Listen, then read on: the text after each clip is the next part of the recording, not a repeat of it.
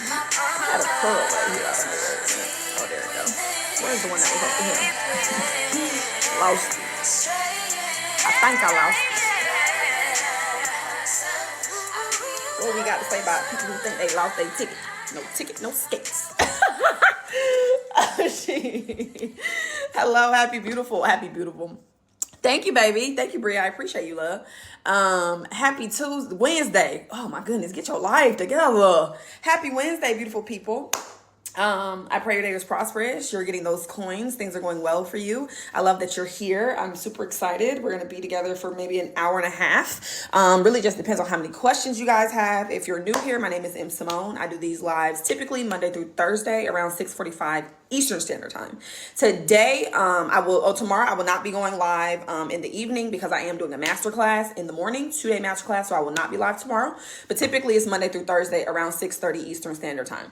While you're on this live, please ask questions. I do these lives to get you guys to get the information that you need to create the life of your dreams. Every single one of y'all has a desire for more in some way, shape, or form. And my job is to help you become the version of you that would naturally live that life. Okay, the life you're living today is very natural and normal. One. Is very natural and normal to who you believe you are. You don't have to try to live the life you're living currently. It's natural. It's automatic. In order for you to live the dream life, you have to create the version of you that would naturally and automatically live that life and then be that version, right? So that's what I help you do in these lives, right? The intention of these lives is to get you guys to start thinking from the end. For you to start thinking from the version of you that has the life that you want to live. Okay. I do these lives on both of my TikToks. So depending on which TikTok you're on, you may have, if there's a question that I ask or answer that you didn't ask, it's probably because somebody else asked it. So I'm not like pulling questions on my ass. Like there's a whole nother TikTok. Hold on. Cash Dummy, I needed this live. It's for you, baby. I literally set the intention before I got on here. I said it every day that the people that are supposed to be here are going to be here. But yeah, I have the Great School of Life 111, which is the business TikTok. And then I have msbinfluence, which is my personal TikTok. So depending on which TikTok you're on, there may be a question that's asked on the other one. Okay. Outside of that, everything you guys need to move forward with anything that I offer is in my bio. You can click the link in my bio. You can join any course that I offer, any mentorship, any masterclass. You can join my YouTube channels. You can join my other socials. You can do everything. Everything that you need to move forward with anything that I teach is going to be in my bio. You don't have to wait for me to get to that point. You can just go ahead and click the thing. Go ahead and get you what you need. Can you say your other TikTok name again? MSB Influence. M as in Maya, S as in Simone, B as in billionaire influence. MSB Influence. Yes, that's my other one. Hello, Shay. How are you, baby? Your name looks so familiar. You must have been here maybe another day. Because I don't think you're one of my students. Okay, I'm back again. I'm about to say this name looks so familiar to me. Hello, Shay. How are you, baby? Hold on, let me pin your comment. I was like, I don't think you're one of my students, like officially, but I feel like I seen your name before. Okay, that was yesterday. Baby, the amount of things that I have so much going on in my life right now. Praise God. Let's be clear. Like I'm manifesting everything that I want all at once, but it's definitely a lot. Okay, won't let me pin your comment. I don't know why. Thank you. Wanted to follow your other page too. Perfect, MJ. I'll see you on the other side, baby. The universe brought me here again, right when I opened the app. Of course. Y'all want more, okay? And let's get into it. Let's get into the more that you want. I've been in 2 different careers and I didn't like them. Right now, I'm planning to change, but what's coming after the but Q? Oh my goodness. I don't know why my stomach is hurting like this. This is blurry. Hold on, y'all. Okay, that looks a little bit better. Beautiful. Okay. So we got both screens. Everybody can see. Let me know if now it's okay, perfect. Okay. So, like I said, my name is M. Simone. I created the Great School of Life to help you guys create your heaven on earth. Every single one of you guys has an inheritance. You were promised an inheritance by being God's child. My job is to help you unlock the inheritance, right? Nobody can take your inheritance. You're the only one that can use it. You're the only one that can get it. If you don't use it, if you don't unlock it, nobody gets it, okay? So my job is to help you unlock the inheritance and create whatever your heaven on earth is. I don't know what heaven on earth is for you. I do know that what I teach you will get you there no matter what it is that you want. Okay, so Q, you said I've been in 2 different careers and I didn't like them. Right now I'm planning to change, and then you said any recommendations. What's the but? I need the but. There's another piece to it. Thank you, Shay. I appreciate you, baby. Thank you for the rose. There's another part to it. It sounds like that's your first gift. Oh my God. Thank you so much. I feel so special. Yeah, I need a little bit more, Q, if you would like some assistance. Okay. Yes is above. Oh, it's above that. Okay, hold on. Hold on.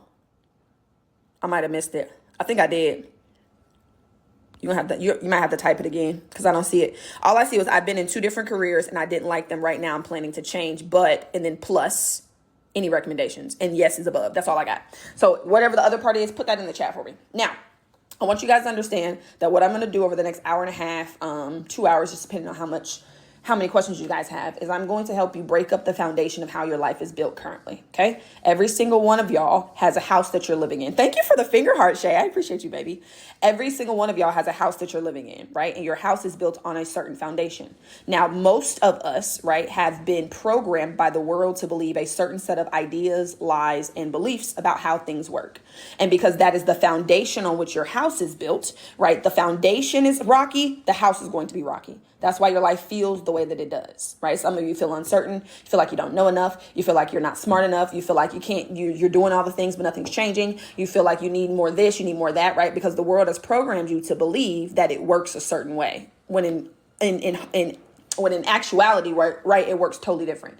So my job is to help you break up that foundation and then lay the new foundation. When you start thinking from the end, when you start any type of work like this, your life is going to fall apart. That's exactly what it's going to do. You're going to be like, I feel like my life's falling apart. It is, because the foundation on which your life is built is not stable. So that foundation has to be broken up for you to lay the new foundation, right? So I want you guys to understand that the foundation are these 3 pillars right here. Okay. These are the 3 planes of understanding that we live on. 3 different planes. When I say plane, right, this is the 3D plane, the physical. That's the one that we're aware of. We can see it, hear it, smell it, taste it, and touch it, right? You are literally bound to this physical world by your senses. However, there are 2 other planes that we also live on, and these are more powerful than the physical plane. So you live on the spiritual plane, you live on the mental plane, and you live on the physical plane. Okay, hold on. So Q said, and there is none that really catches my attention or makes me passionate. Okay, so Q, what are you passionate about? Put that in the chat. What are you passionate about? Julia, what you talking about? Yes, teach. Okay, so you are a spiritual being. That's who you are. You are not a physical body. You are not your body. You are a spiritual being, and you live in this human body. You are not a human being. You're a spiritual being, and you're having a human experience. Every single one of y'all is spirit, is God, is energy, is power. Every single one of you at your core are spiritual. That's who you are at your core. At your core, you are spirit, you are God, you are the universe, you are source, whatever words you want to use, right? God is the sun. You are the sun being. We can distinguish God and you very clearly, but you cannot be separated from each other. So when Jesus said, I and my Father are one, Jesus is God's son. God is Jesus' Father. But they are one, the sun and the sun being. They cannot be separated. They can be distinguished, but they cannot be separated. So who you are at your core is God. That's who you are. You are God in human form. You are not a human being. You are God in the human vessel. Okay? Every single one of y'all is spirit. Spirit is the all. Everything that you want out of life is spirit, is God, is energy. Everything is energy. You can use the word God. You can use the word energy, whichever makes you feel comfortable. Right? God is not a larger version of humans, right? God is not a larger version of us. We are smaller versions of God. God is the big G-O-D. We are the little G-O-Ds. Thank you for the finger heart, Shay. I appreciate you, baby. God is the big G-O-D. We are the little G-O-D. Okay? God is the creator of the universe. We are the creator of our universe. You are the creator of your universe. Thank you for the roses, Shay. You're so sweet. Okay? So I want to make that distinguishment. God is the sun. You are the sun being. You cannot be separated from God, but you are distinguished from God. Does that make sense? God is the sun. You are the sun being. You can't separate the two, but you can distinguish the 2 parts. You are a spiritual being. That's who you are. You also live on the mental plane. You have an intellectual and an emotional mind. Okay? So you're a spiritual being. You have an intellectual and an emotional mind, and you live in a physical body. Spiritual being, spirit, mind, body. Those are the 3 pillars for permanent manifestation. If you ever hear me talk about the 3 pillars of permanent manifestation, these are the 3 pillars: spirit, mind, and body. And guess what? God gave you the 3 pillars. You don't have to do anything to get them. You already have them. God gave you the 3 pillars when you were created. You don't have to do anything to get the 3 pillars. You have them right now. You are spirit. That's who you are. That's your actual essence. You have an intellectual and an emotional mind, and you live in a physical body. Okay. Spirit is the power that manifests. So spirit is the manifestation power. The mind, or the mental plane, is the director of that manifestation power. And the body is the vessel through which the spiritual power and the director are manifested. Okay.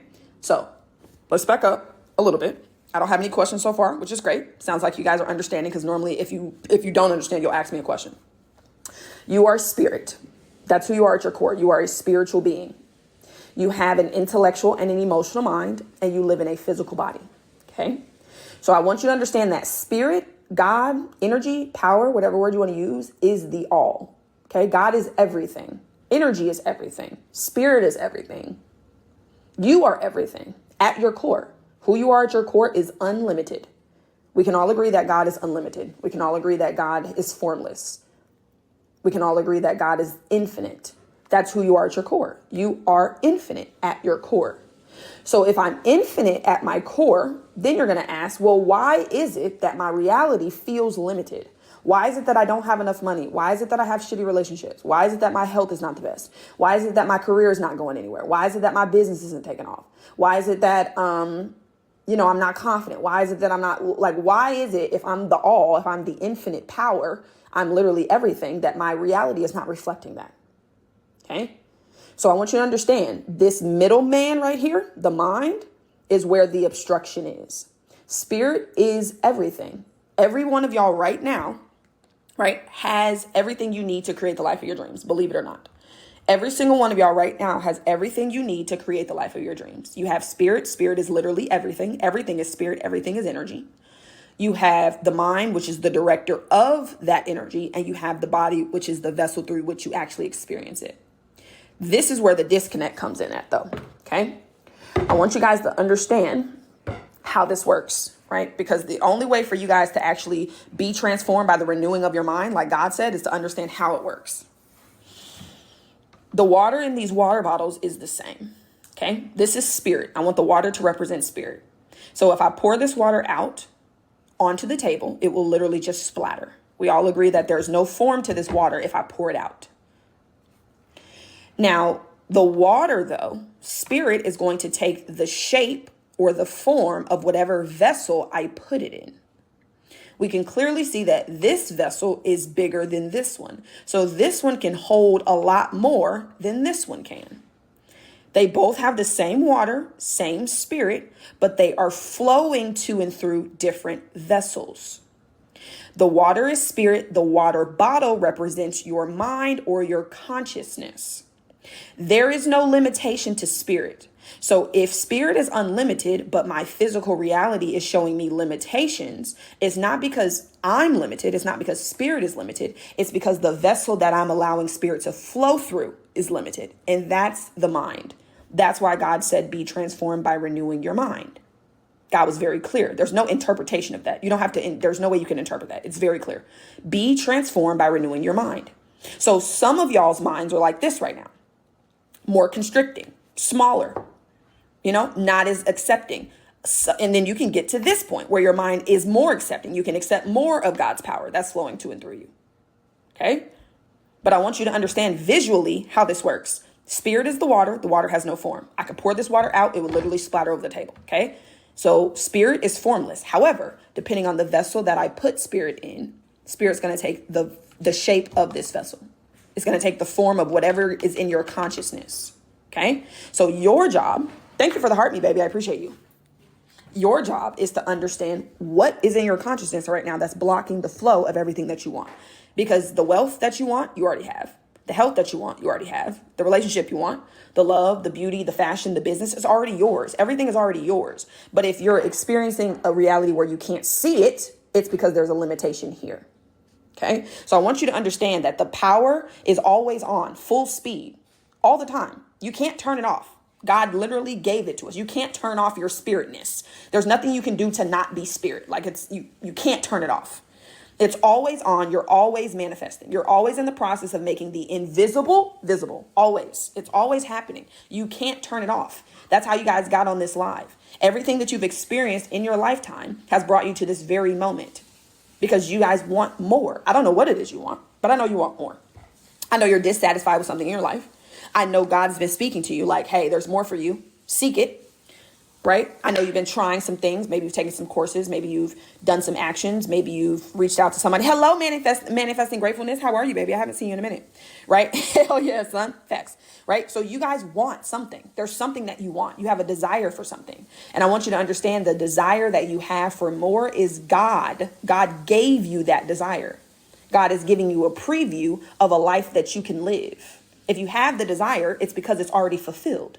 You can go into your mind right now and you can see yourself living your dream life. It's not happening in the future. It's happening right now. So in order for you to see it physically, though, no longer in the mind, but physically, you have to become the person that would naturally live that life. Every single one of y'all is the life you live right now is natural to you. You don't have to think about it. You do not have to wake up everything like, oh, how am I going to create my life today? What am I going to think about today? How am I going to feel? No, you just automatically feel, you automatically think, you automatically act, you automatically get reactions, and you automatically create your reality. Automatically. You don't have to do anything. It's an automatic process that happens. You want to learn how to turn that automatic process off of what you don't want and put it on what you do want. And again, be transformed by renewing your mind. Okay? So this little chart right here, I want you guys to understand that the reality that you live in, right? If you want to change your reality in any way, shape, or form, if you want to create your heaven on earth, whether that's more money, better relationships, better health, community, business, career, self, whatever it is that you want to change in your reality, you don't try to change reality. You don't try to change the physical. You go to the cause. The reality is an effect. Your reality is an effect. The physical is an effect. It's an effect of the spiritual and the mental. Your reality is an effect of your beliefs. What you believe to be true will be your truth. Whatever you believe to be true will be your truth. If you believe you're not good enough, that's the reality you're going to create. If you believe that money's hard to get, that's the reality you're going to create. If you believe that God is judgmental and God loves you conditionally, you're going to create a reality where you love you conditionally and everybody else loves you conditionally, because that's what you believe to be true. Now, I'm not saying it is true, but that's what you believe. And since you believe it, you create the reality that's in harmony with that belief. Tomorrow and the next day, I have this masterclass that I'm doing, Identity Shift. I'm going to give you guys a piece of what I'm going to teach in that masterclass. You can also click the link in my bio and join it. But you all have a certain way of seeing yourself, right? There's a quote. It's not who you are that holds you back. It's who you think you're not. Thank you, Shy. Thank you so much, baby. Or maybe it's Chai. Which one is it? Let me know. Put it in the comments so I can say it right. Right? I want you guys to understand that it's not who you are that holds you back. I'm trying to figure out how it's thundering, but the sun is out. That doesn't make any sense. That's weird. Okay. So what was I saying? I was talking about identity. I was talking about What was I saying, y'all? And you're right. It's Shy. Okay, perfect. That's what I thought. What was I saying? I was saying something. I said identity, and then you were saying it's not who you think. Oh, thank you. Thanks, Mom. So I was saying it's not who you are that holds you back. Thank you. It's not who you are that holds you back. It's who you think you're not. Who you are is spirit. Who you are is literally unlimited. That's not holding you back. Being unlimited is not holding you back. It's what you've been programmed to believe that you're not good enough, not pretty enough, not smart enough. You don't have enough resources. You don't have enough knowledge. You don't have enough know-how. You're not famous enough. You're not pretty enough. You're too black. You're too much of a woman. You're not the right height. You're not the right age. You're not the right weight. It's all of this notness that you've built your identity around that's creating the reality that you're living currently. Because your identity is a belief that you have about yourself. How you identify yourself is a belief. It's an idea that you hold about yourself. You can also call it a self-concept. It's the same thing. Identity, self-concept. A concept is an idea. You have an idea about who you are. That idea is a belief that you hold to be true. Your identity is a set of beliefs that you have accepted based off what the outside world has told you. My job is to help you see that the false identity you're holding is creating the reality you don't like. And if you can let go of that identity and step back into your identity as God's child, then you can unlock the inheritance that you're supposed to be living in the first place. But before you can release something, you got to be aware of it. correct? You can't change something you're unaware of. It's an impossible situation. You cannot change anything that you are not aware of. You cannot escape from a prison if you don't know you're in one. A lot of y'all think physical penitentiaries are bad. A lot of y'all are living in mental penitentiaries and you don't even know it. That's so much more worse because you don't even know that you're in prison. At least the people in prison know they're in prison. Like, you don't even know you're in prison. You're walking around living your life thinking like this is how it has to be because you're unaware of who you truly are. So my job is to help you unlock the mind. That's where the hiccup is, right here. This mental plane is where the hiccup is. God said, be transformed by renewing your mind. It was very clear, right? But the other piece of that is nobody gave you a process to do that. So religion tells you what to do. Be transformed by the renewing of your mind. Science tells you how to do it. This is a scientific process that I created. Because how do you be transformed by the renewing of your mind? How do you do that? Like what? How? Like what is that even? How do I do that? You need a how for it. You need an actual process, a step-by-step system to get you there. Okay, now let's pull this forward. On this side right here, right, I have this drawing, this diagram, as people call it sometimes, right? So I want you guys to understand that, again, God told us how to create the life of our dreams, to be transformed by renewing our mind, okay? Now, in order for you to renew the mind, you got to understand it. You got to be aware of it, okay? Again, you can't change anything you're unaware of. It's an impossible situation. What you want to understand is how the mind works. Now, this drawing is a depiction of what your mind looks like. Now, before I go forward, I want you guys to understand that I'm not here to tell you what to believe.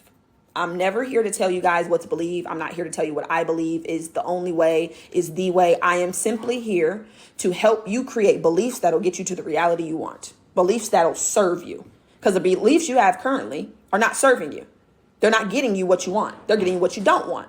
So my job is to help you create beliefs that actually will get you to your reality. Now, this drawing is of the mind. It's a stick person. You can believe the mind looks like whatever you want it to believe. But there was a doctor back in the 40s that created this drawing to help us understand how the mind works. Because the mind is the cause of everything. Everything starts in consciousness. Everything starts in the mind and is manifested through the body. So if you don't understand how the mind works, it's going to be very difficult for you to create the body reality, physical, of what you want. Okay? So this is a stick person. Very simple, very profound. Looks just like you. Big ass head, little body. Okay. So this is the drawing that I use to help my clients understand the mind. Now, again, you can use whatever you like. You can use whatever serves you. But this is very simple, right? And it's easy to understand. So this top circle is the mind part of the mind. This top circle is the mind part of the mind. The bottom circle is the body part of the mind. Okay. The body is an instrument of the mind. The mind is movement. The body is the manifestation of that movement. The mind is not a thing. It's an activity. It's a flow. The body is the manifestation of that flow. If there's anything in your physical reality, in your physical body, it started in the mind. There's a chart right here to prove this.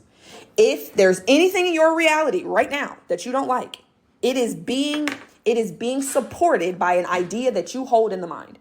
If there is anything, nothing is outside of consciousness other than what you put outside of it. If there's anything in your reality right now that you do not like, that you are unsatisfied with, understand that it is being supported by an idea in consciousness. And until you get the idea out of consciousness, it is always going to be in the body. It's always going to be in your physical reality. You can act differently all you want. You can change your actions all you want. That's only 1% of your results. You can change the things that you do all you want. If you do not remove the idea out of consciousness, the 99% of your life, it is going to continue to happen over and over and over and over again. Okay? So this top circle is the mind part of the mind. This bottom circle is the body part of the mind. The mind is split into two for creation's sake. So here on this physical plane, we have what's called duality. Okay? Up, down, hot, cold, in, out, left, right, male, female. Consciousness is really one and undivided. But again, because we live on this 3D plane, we have two. We have the conscious and the subconscious. The conscious is the male aspect of creation. The subconscious is the female aspect of creation. Okay? The conscious is the male. The subconscious is the female. The conscious mind has the ability to accept or reject. Everything that I'm telling you guys right now, you can accept it or you can reject it. You can say, yeah, she knows what she's talking about. Or you can say, she doesn't know what the fuck she's talking about. This girl is literally just spewing shit out her ass. You can say that. Like, you have that choice consciously. You can consciously decide to accept what I'm telling you as fact, or you can reject it and say she doesn't know what she's talking about. You have that choice. When God gave us free will to choose, that's what God was talking about. The conscious mind is our free will to choose. The rabbits outside, the squirrels outside, the grass outside doesn't have free will to choose. We are God's highest form of creation. There is no creature more powerful than you on this planet. The squirrels, they don't have free will to choose. They can't choose anything. They operate off of instinct. They have the subconscious mind, the intuitive mind. Now, we wouldn't call it intuition for them. We would call it instinct. Now, the conscious mind has the ability to accept or reject. The subconscious mind has no ability to reject. Your subconscious mind has to accept whatever it's given. Whatever your subconscious mind is given by the conscious mind, it will accept. It will accept whatever is given. It has no choice. It doesn't have the ability to reject. So what does this mean, though? Why is this important? Well, one, I want you to understand that the conscious mind is the seed. So I want you to think of the farmer and the seed. Okay, the farmer gets to choose what seed it wants to plant. If it wants apples, grapes, mangoes, corn, cabbage, it's going to plant the seed. It gets to choose. The farmer gets to choose. You get to choose what type of life you want to live. You get to choose it. Nobody else chooses it for you. Now, we've allowed people to choose it for us, but you choose. You get to choose. Now, if you allow somebody else to choose for you, then that'll be the reality. But you don't have to. You're in control of this shit. Nobody else is in control of it. It's you. You and God co-create. But you started. You're the catalyst. You're the seed. God's not going to give you a fruit if you don't plant the seed. Some of y'all are waiting for God to do something. You're begging God to do something. You ain't did your part. God has nothing to bless. God has nothing to do. There's no reaction because you haven't done your part. You haven't planted the seed. So the farmer chooses the seed. I'm going to plant an apple seed today. The farmer chooses the seed, and then the farmer plants the seed into the earth, into the garden. The earth does not have the ability to reject that seed. It doesn't matter if the farmer wants to plant apples or mangoes. The earth doesn't say, oh, I don't want a mango today. No, thanks. Oh, no, I'm not really feeling apples. The earth doesn't have that ability. Do you guys understand that? The earth will accept whatever you give it. The subconscious mind will accept whatever you give it. She's not going to argue with you. She doesn't argue. She accepts whatever you give her. So what you want to understand is that currently the reality that you're living is supported. Remember I said this earlier, everything in the body, everything in the physical is supported by an idea in consciousness. If the idea is not in consciousness, it's not going to be in your reality. If the idea of poverty wasn't in your consciousness, you wouldn't have a poverty reality. If the idea of sickness wasn't in your consciousness, you wouldn't have sickness in your body. So there's a couple ways that you can determine. Thank you for the rose, baby. I appreciate you. There's a couple ways that you can determine what's in the consciousness right now. You can look at your reality and it'll tell you very clearly. You can look at the amount of money you're making. You can look at how you're making the money. You can look at the relationships you're in. You can look at your job. You can look at your business. You can look at yourself. You can look at your health. You can tell exactly, right, what is going on in the mind by what's happening in reality. Also, you can ask questions to get the answer as well. And that's what I teach you how to do. Where did you learn all this from? Most of this I learned from Bob Proctor, life experience, books, another mentor. Let's see. Yeah, that's about it. A little bit of the internet, right? That sickness thing, as you said, is eye opening. Oh, absolutely. That's how it works, MJ. Everything that's in the body started in the mind. You can't experience anything physically that you don't experience first spiritually and mentally. It's not possible. Did you read a lot? Yeah, I guess. I mean, I've read a good bit. I've read a good bit of books, I would say. I wouldn't say like an extensive amount, but probably at least like 10 or 15. I mean, I don't know if I'm thinking about it now. Maybe like 10 or 15 books. Right. But a lot of it, I got from my mentorship and life experience. Like this right here, this life recipe, I didn't get this from anybody.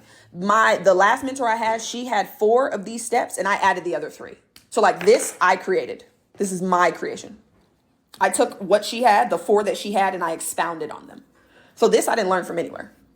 Actually life experience. So Bob Proctor was my first mentor. Lisa Thomas was my second mentor. And Kathleen Cameron was my third mentor. Are there things that are impossible to manifest in reality, or is it limitless? Do you have an example, my love, of what you're asking? Like you at some point your physical vessel, like you can't, well, let me say this. The way that we think about it, you can't manifest like living forever in the way that we think about it, like on this earthly plane. But your spirit lives forever. It's eternal.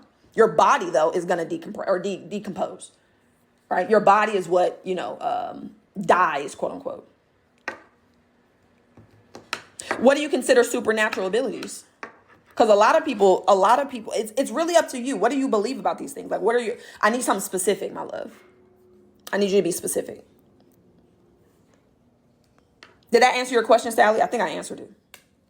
Forgiveness, like what that means and how we do it. Absolutely. MJ's like, telekinesis. Isn't telekinesis where you, hold on 1 second. Oh my goodness. To influence or move objects without any physical interaction. Oh no, absolutely. No, that's a real thing. Telekinesis is absolutely a real thing. What are you talking about? No, that's literally how life works. Move things with your mind. So I don't know what you mean by it, but everything that you see physically, you moved with your mind towards you, literally. Like whether you did it consciously or unconsciously.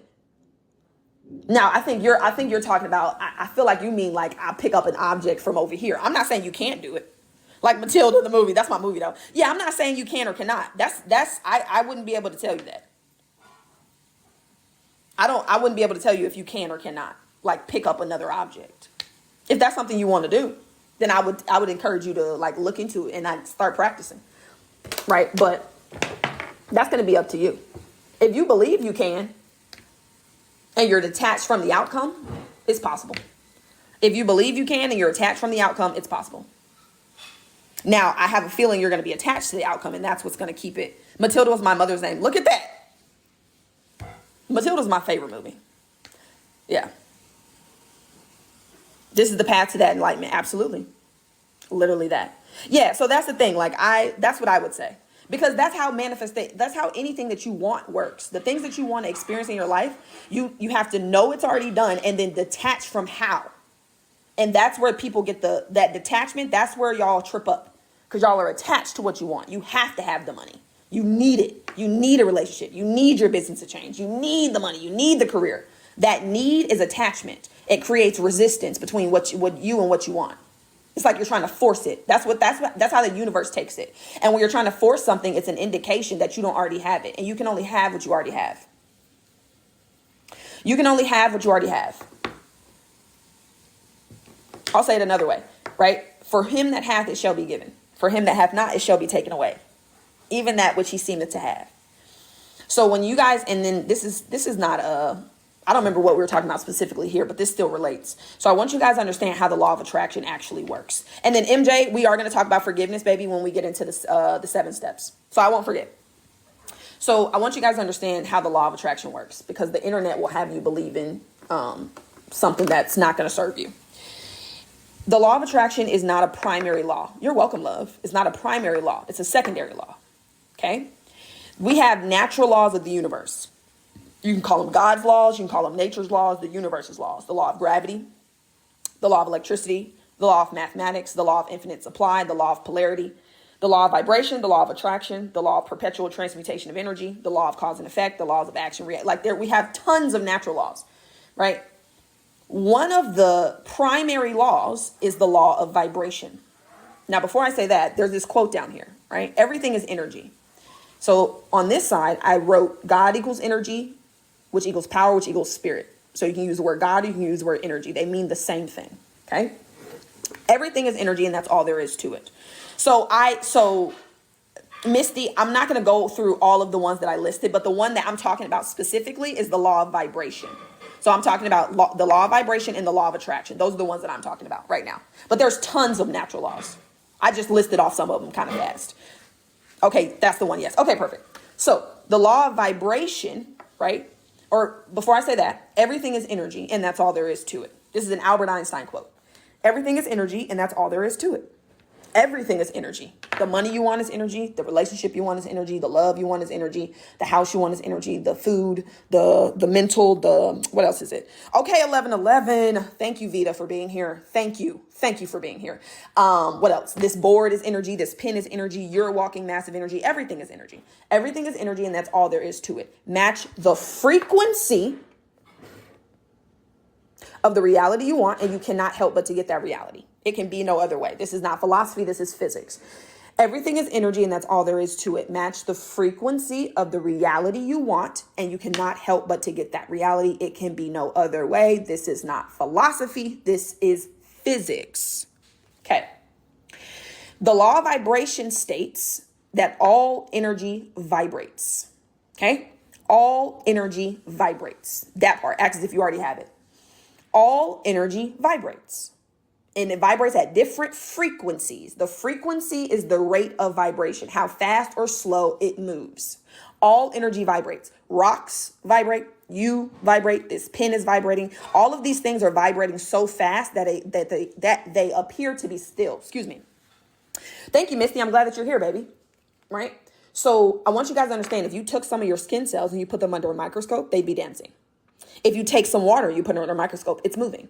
If you take a piece of a rock, you'll see it moving. Everything is moving. Everything is energy, and all energy vibrates at different frequencies. So when I say everything is energy, money and you are not made of different energy. Water and you are not made of different energy. Atoms are always in motion. Energy is always in motion. Okay? Money and you are the same energy. Money is energy as well. Everything is energy. I know they told you money was dollars and cents. They lied. Money is energy in a physical vessel like dollars and cents. Okay? But money is not physical. Money is spiritual, just like you. Everything is spiritual. Everything is spiritual, and it is in physical vessels. Okay? The dollars and cents are not what money actually is. That's just a physical vessel through which spirit is using for us to use it. Okay? So money is energy, just like you. Money is just vibrating at a different speed than you. A lot of y'all are vibrating down here when it comes to money. I don't have enough. I hate paying these bills. Every time I get some money, I don't have any. Every time I get some money, I got to spend it. Your energy is vibrating down here, whereas money is up here. Now, back to the law of vibration. The law of vibration says that all energy vibrates. All energy vibrates at different frequencies. The law of attraction then states that you are going to attract things in harmony with the energy that you are in. The law of attraction does not say anything about what you want. Hear me clearly, because this is where they get y'all confused on the internet. The law of attraction is not about what you want. It's not about what you want. It's about who you are. It's about what you believe to be true for you. If you want something, it's an indication that you don't have it. And you can only have what you already have. Okay? Thank you for the roses, love. I appreciate you. I'm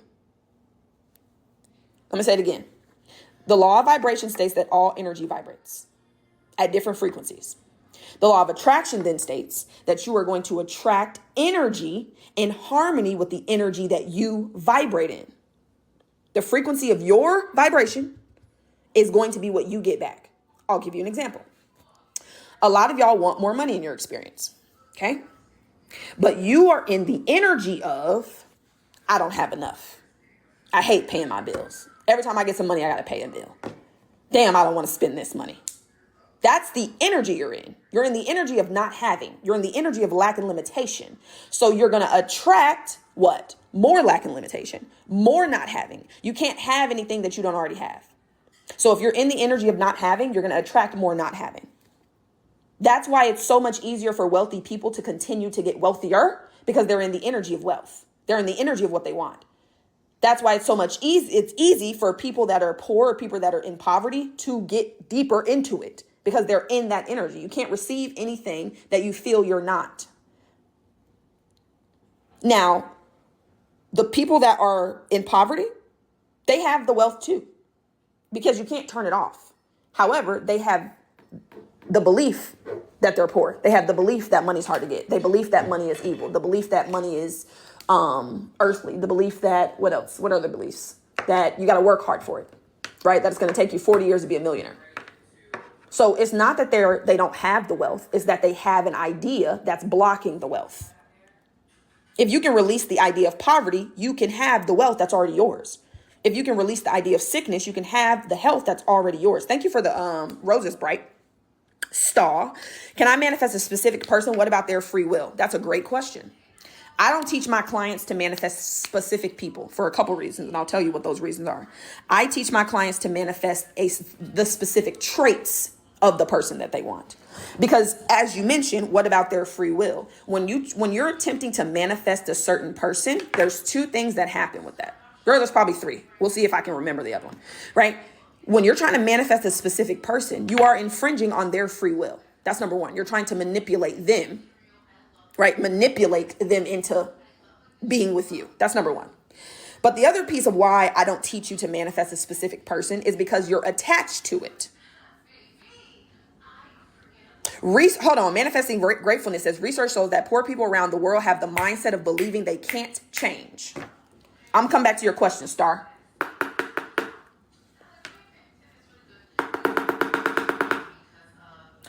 Your reality is a reflection of the frequency of your beliefs. If you believe that you can't change, if you believe that the rich people are hoarding all the money, if you believe that your boss is the reason you can't get a raise, if you believe anything, it will be in your reality to reflect it.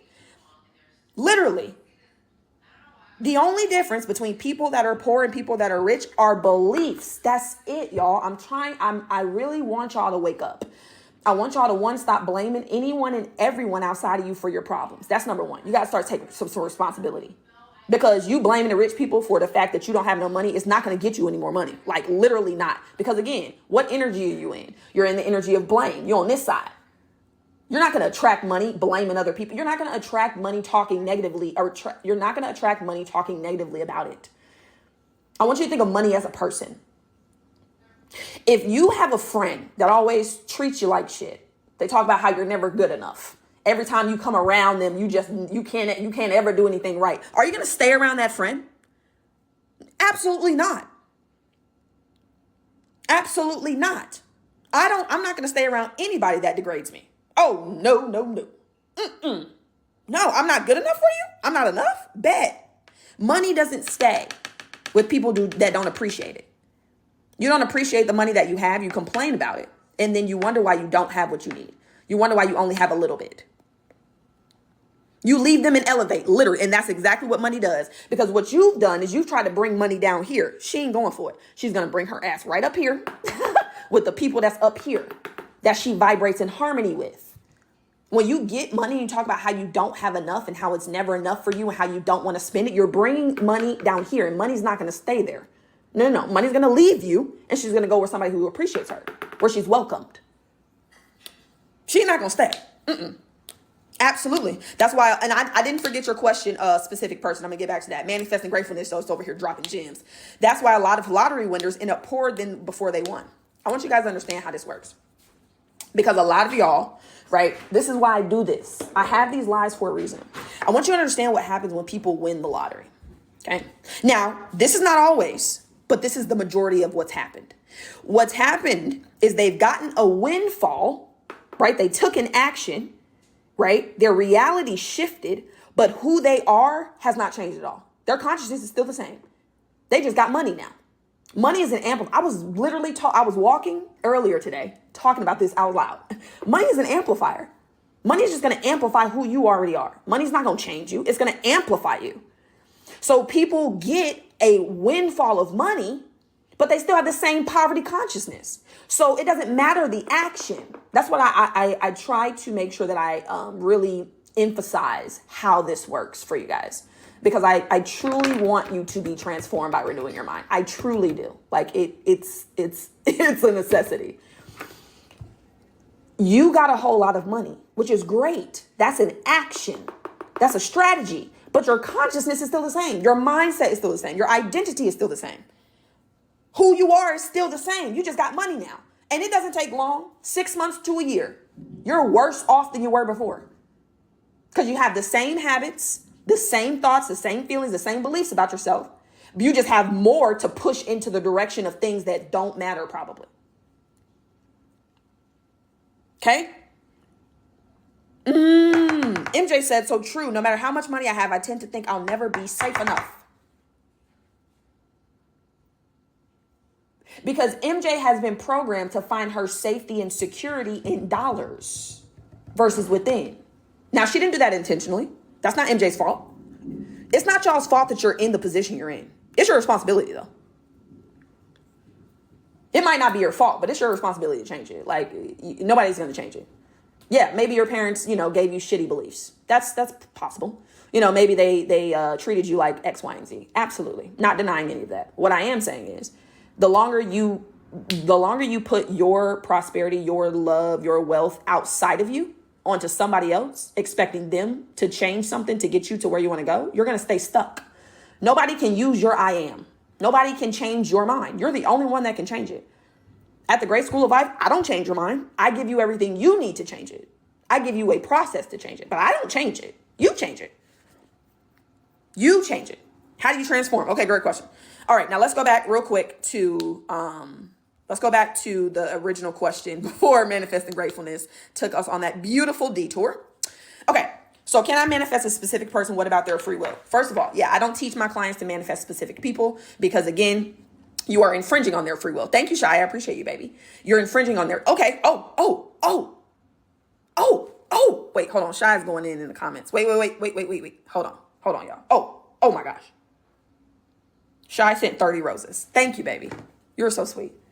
Thank you so much. I appreciate you. Okay. So specific people, you're infringing on their free will because you're trying to manipulate them. Number one. Number two, you're attached. So what did I say earlier? Right? When you want a specific person, you want or need them, right? You are attached. You're attached to it. Okay? You want them, you need them. It has to be that specific person. That's attachment. And attachment creates resistance. Okay? But the other piece of it is you actually don't know if that's the right person for you. You think it is because of what you can see. And maybe a little bit of how they make you feel. But God knows exactly who that person is. But you're so hell-bent on that person. That's the one I want, God, them or nothing. That you're going to get them. And they're going to show their ass. And God's going to be like, I told you so, bro. Like, I tried to tell you. So I don't encourage you to try to manifest a specific person because you don't really know who that person is. You think you know who they are based off what you can see, hear, smell, taste, and touch. But you don't know truly if that's the best person for you. So I encourage you. They are not the only source of love. I love that. I encourage you to determine what type of person you want. Like what in that person is what you want. Because you want them for some reason. What is it? Take those traits and add some more traits to them and then manifest a person that has those specific traits. You're welcome, love. Love these gems. Okay. Right? So we're good? Okay. So yes, you can. But to answer your question, the question was, can I manifest a specific person? What about their free will? Yes, you can manifest a specific person and you are infringing on their free will. 100%. So I don't teach you how to do that, but you can. Absolutely. Thank you, Misty. I appreciate you, baby. Thank you, Tasia. You're so sweet. Okay. Now let's go back to, I think we're talking about how to transform it, how to change. Let me see what was over here in the comments. Hold on. How do you transform? Okay, perfect. That's bad karma. That part. Getting a little sticky. This is getting a little sticky. Okay. So we had some questions about forgiveness. So we're going to go through this 7-step process. Okay. We're going to go through this process together. Now, I want you guys, and I'm just going to pick one. I'll see which one, how many answers we get. So I want you guys to pick an area of your life that we're going to use this process for. So I want y'all to put in the comments, money, let's say relationships, health,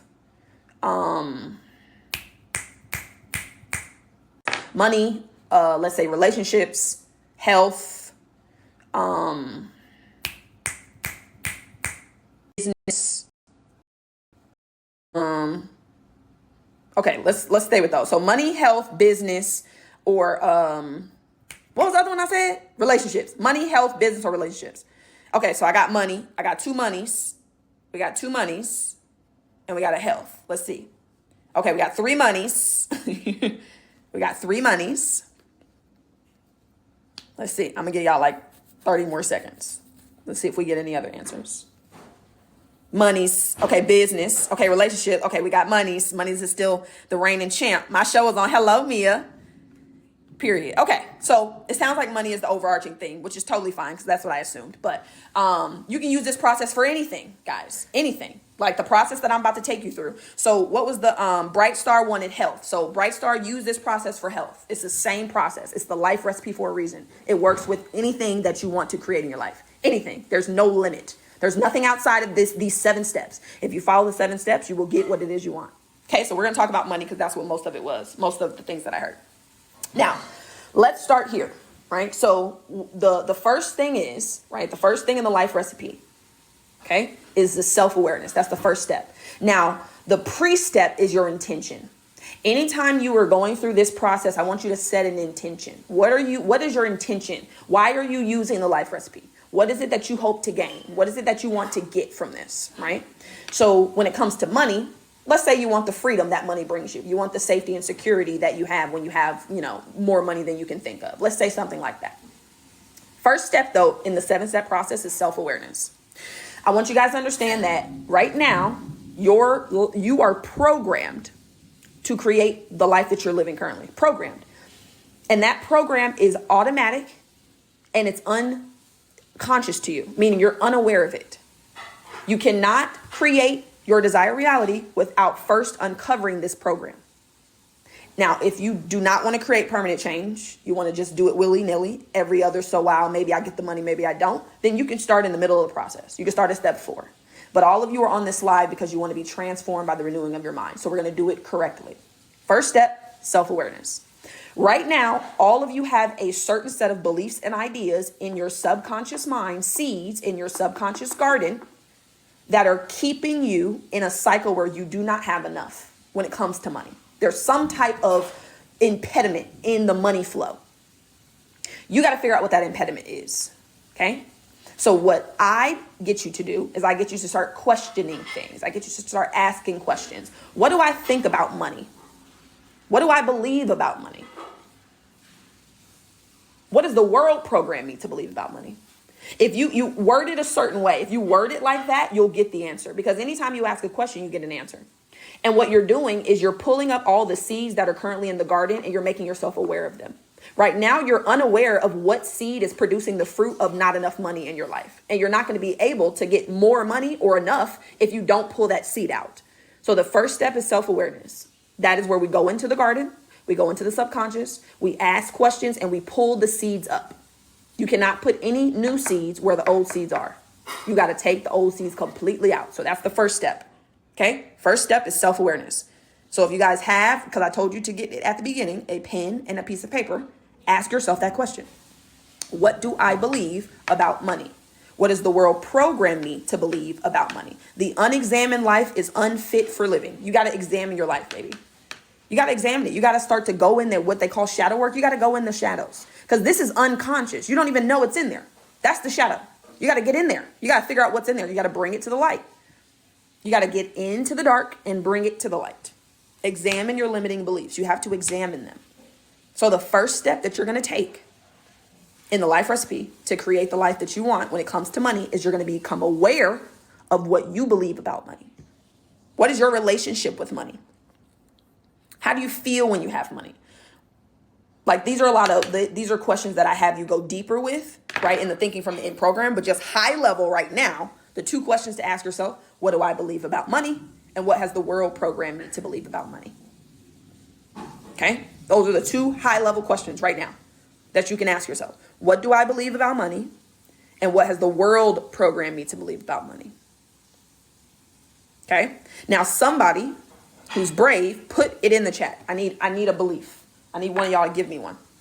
I don't want to guess. I want somebody to actually give me a belief that they have, that they just pulled out of the garden.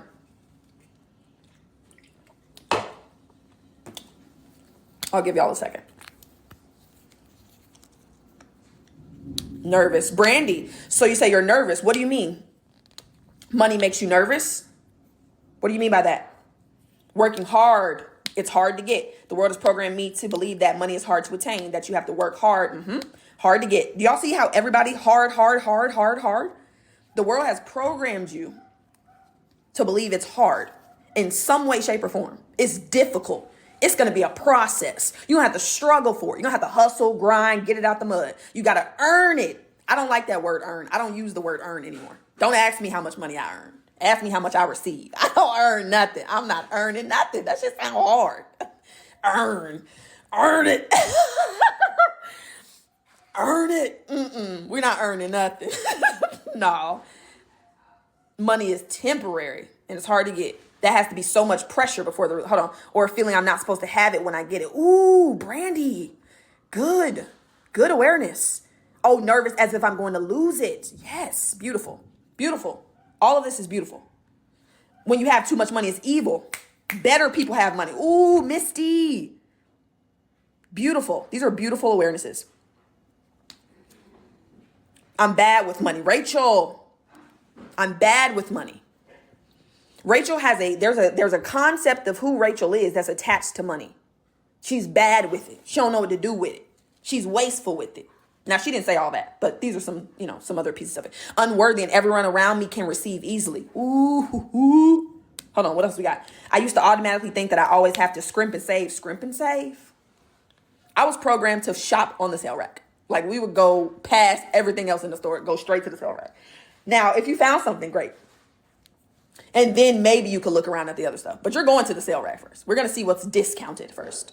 Don't even look at this stuff up here. Don't even look at that, baby. Take your ass to the back and see what they got first.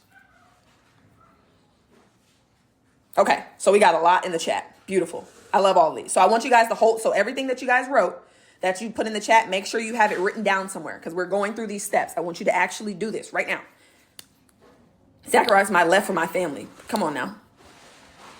There has to be so much pressure before the release. Money is temporary. Okay, so so make sure you have it written down so you know exactly what the belief is. So everybody put theirs in the chat. Thank you for your participation. Now, so what you're going to do with this belief, the beliefs that you guys have, we are going to go a little bit deeper on this first step. Okay, not too deep, but a little bit deeper. So the beliefs that you guys put in the chat, everybody that put their beliefs in the chat, once you figure out what the belief is, now you're going to ask yourself, is this belief limiting or empowering, and why? So in the chat, is that belief that is hard to get, is it limiting or empowering, and why? So you can just put L and then put Y, because I know it's not going to give you too many letters. So you could just put like L for limited, E for empower. Okay, let's do that first. So it's limiting. Okay, so Gisela and Tasia, why is it limiting? So now in the next part, why is it limiting? Why is everyone else grown but me when it comes to money? Ooh, eternal optimism. That's a nice awareness. I like that. You got to ask yourself that question, though. You got to figure out, because it's a belief. Okay. Puts a limit on receiving and allowing ease. So Tasia said, believing that it's hard to get is limiting because it puts a limitation on the receiving and the allowing of it to come easy. Because it puts me up against money. Diana, beautiful. It's limiting because it puts me up against money. Like, why y'all combating? Y'all going tit for tat? Y'all throwing bows? Right? So, what's the belief? We figured out what the belief puts myself down. We figured out the belief. We know it's limiting and we know why. Now, once you guys, second, it repels money. Beautiful. It's limiting because it repels money. Absolutely. Third piece. This is all in step 1, right? So this is why there's the 6 months process that I take you guys through. In step 1, the third question you ask, where did it come from? Where did that belief come from? Diana, where did the belief come from?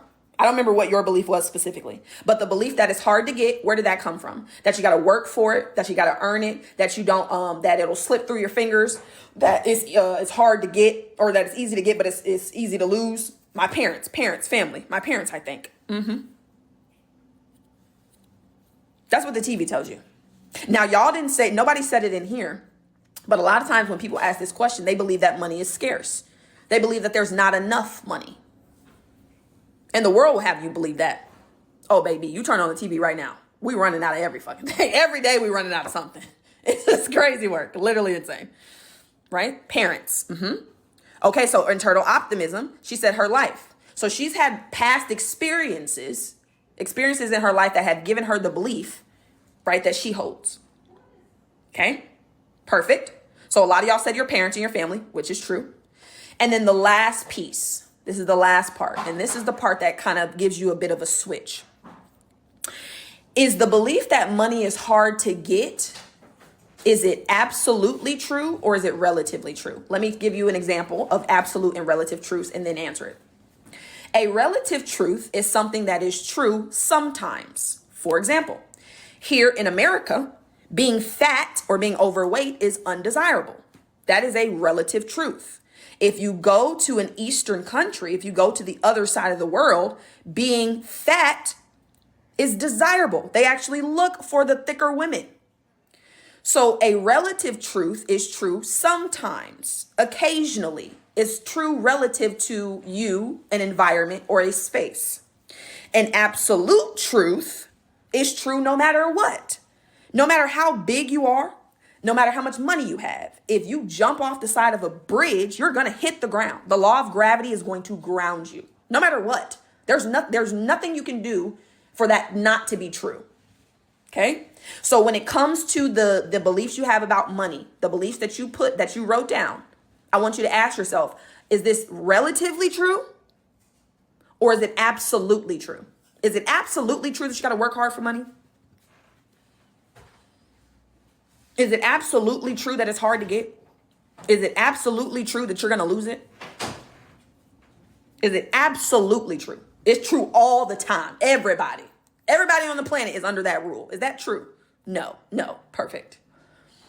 So I take you guys through that piece of the exercise, right? To show you, one, where these things come from and how it's true for you because you believe it's true. Not because it's actually true, but because you have a belief that it's true. Like I said, the law of gravity, the law of electricity, they're true all the time, regardless.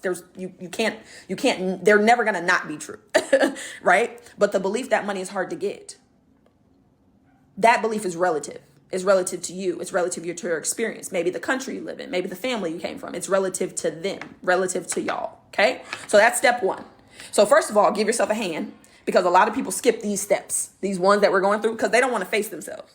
Sometimes it's difficult. And that's this second step here, the forgiveness step. That's the second piece. I want you guys to understand, and I don't know if MJ is still on here, but once you pull up all these C's, now we just did it for money. And honestly, if you guys sat long enough, you would pull up a lot more beliefs. Okay. But we just had one, which is totally fine. Okay. MJ's here. Okay, perfect.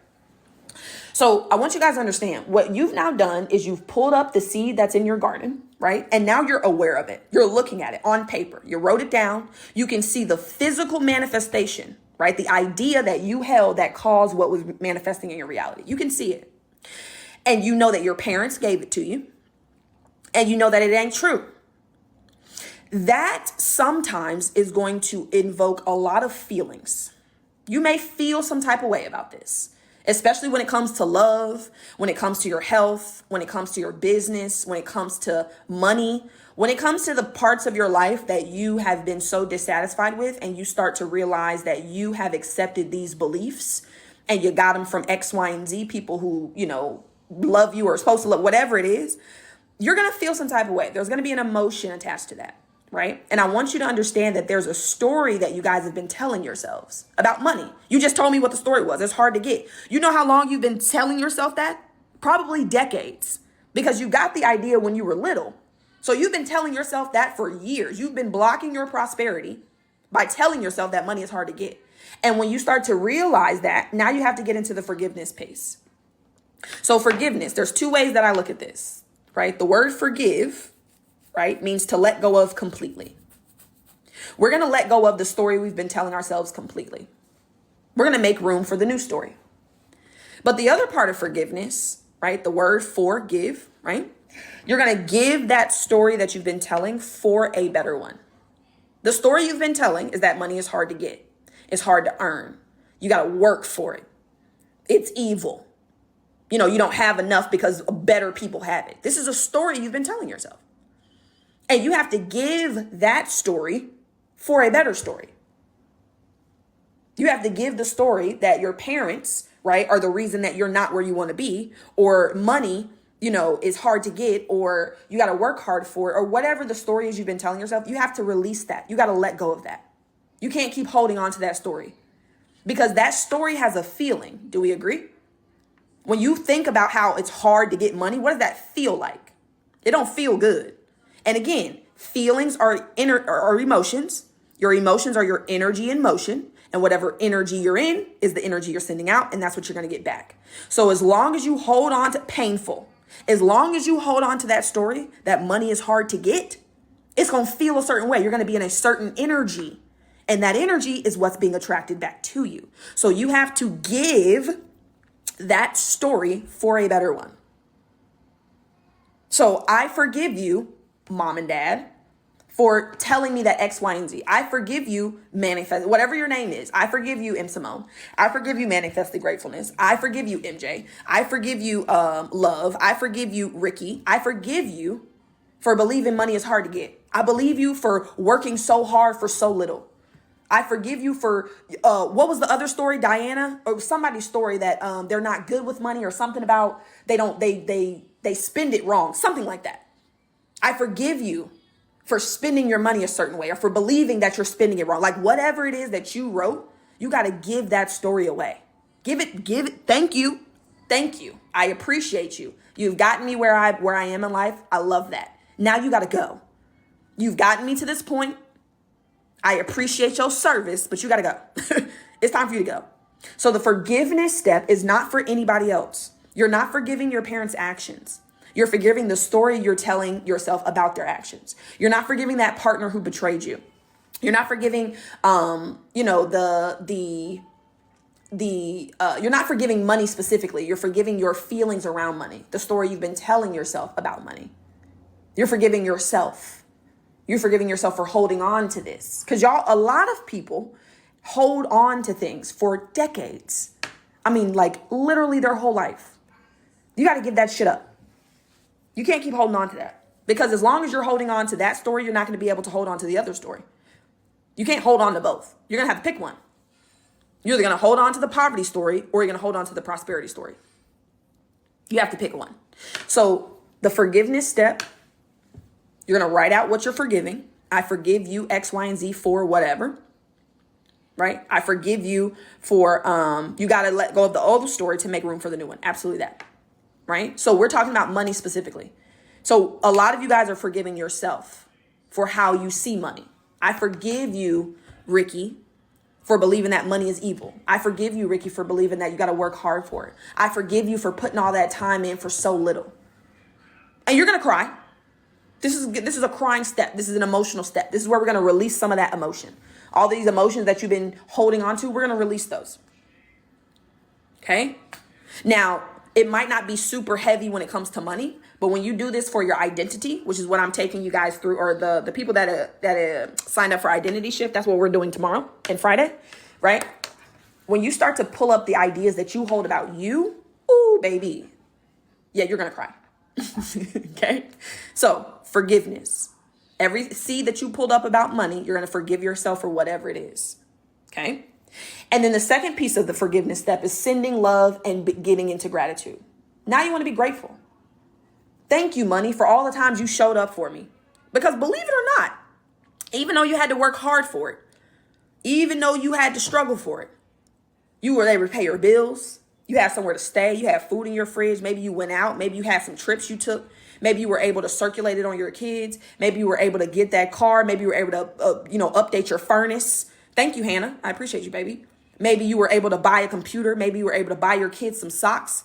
Maybe you were able to do something.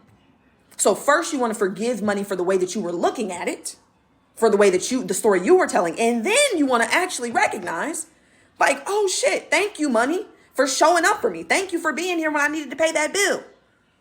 Thank you for allowing my son to play soccer, whatever it is. Like money paid for all of that. I want y'all to understand that. Like money paid for everything.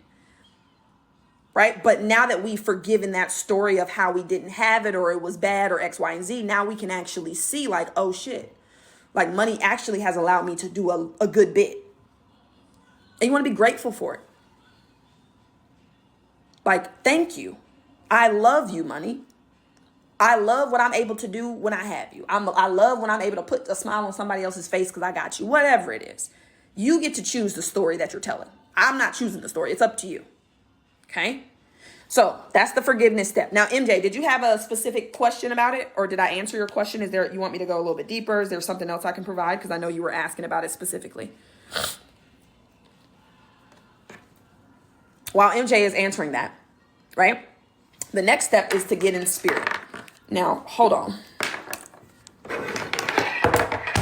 Oh. Hold on, y'all. I'm struggling. Let me just write this real quick.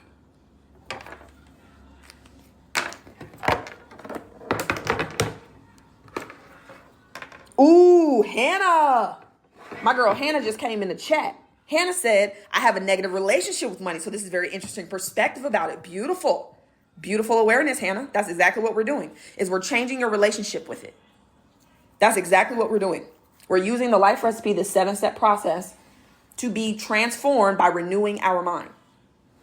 Hannah has a negative relationship with money. So Hannah, the first step, I know you came in a little bit late, but that's totally fine. The first step was for you to uncover what your current beliefs are around money.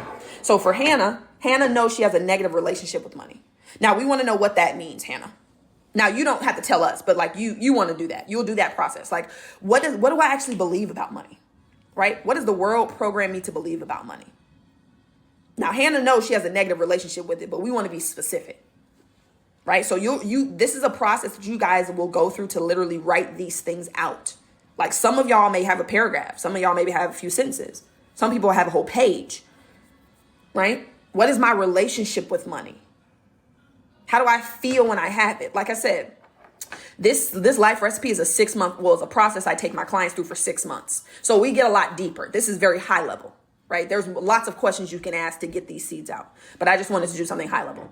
Now, once we pull up the seeds, right? That was so helpful. Thank you. I feel I did wrong. So I don't feel I deserve to suffer versus forgive. Ooh, I feel I deserve to suffer versus forgive.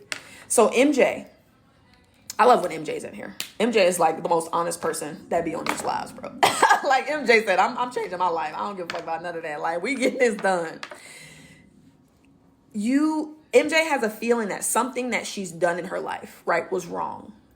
And because probably in her childhood, right, the wrongs that she did were amplified and the things that she did right were never appreciated or never acknowledged or never even brought up, right? She has this feeling that the things that she has done wrong, she doesn't deserve to forgive herself for those, right? She deserves to suffer from the things that she did wrong in the past.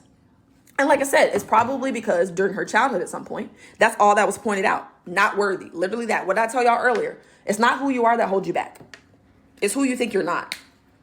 That's how these things work, y'all. Make it negative. Yes. Absolutely that.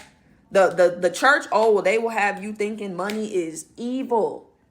And they love to use that quote, that scripture. The love of money is the root of all evil. Let me tell you what that really means. When God said the love of money is the root of all evil, what was meant by that is loving money above its source. Loving money and not understanding the power behind it. That's what that scripture means. Because loving money will get you to create the things that you want, be able to help other people, create the business, create the nonprofit, create blah, blah, blah. But when you think that money is the power versus God behind the money, that's where the issue comes in. Money in and of itself has no issue, has no meaning. It's the meaning you give it. When you start to put money above God, that's where your issue comes in at. Okay, so MJ said, yes, if people are unhappy or don't like what I do, I think I'm wrong. My parents will punish me a lot. See, I can tell you guys, because I'm very aware of myself, it makes me very, very aware of you guys. I can tell by the way you answer questions how these things happen. Now, I've never met MJ.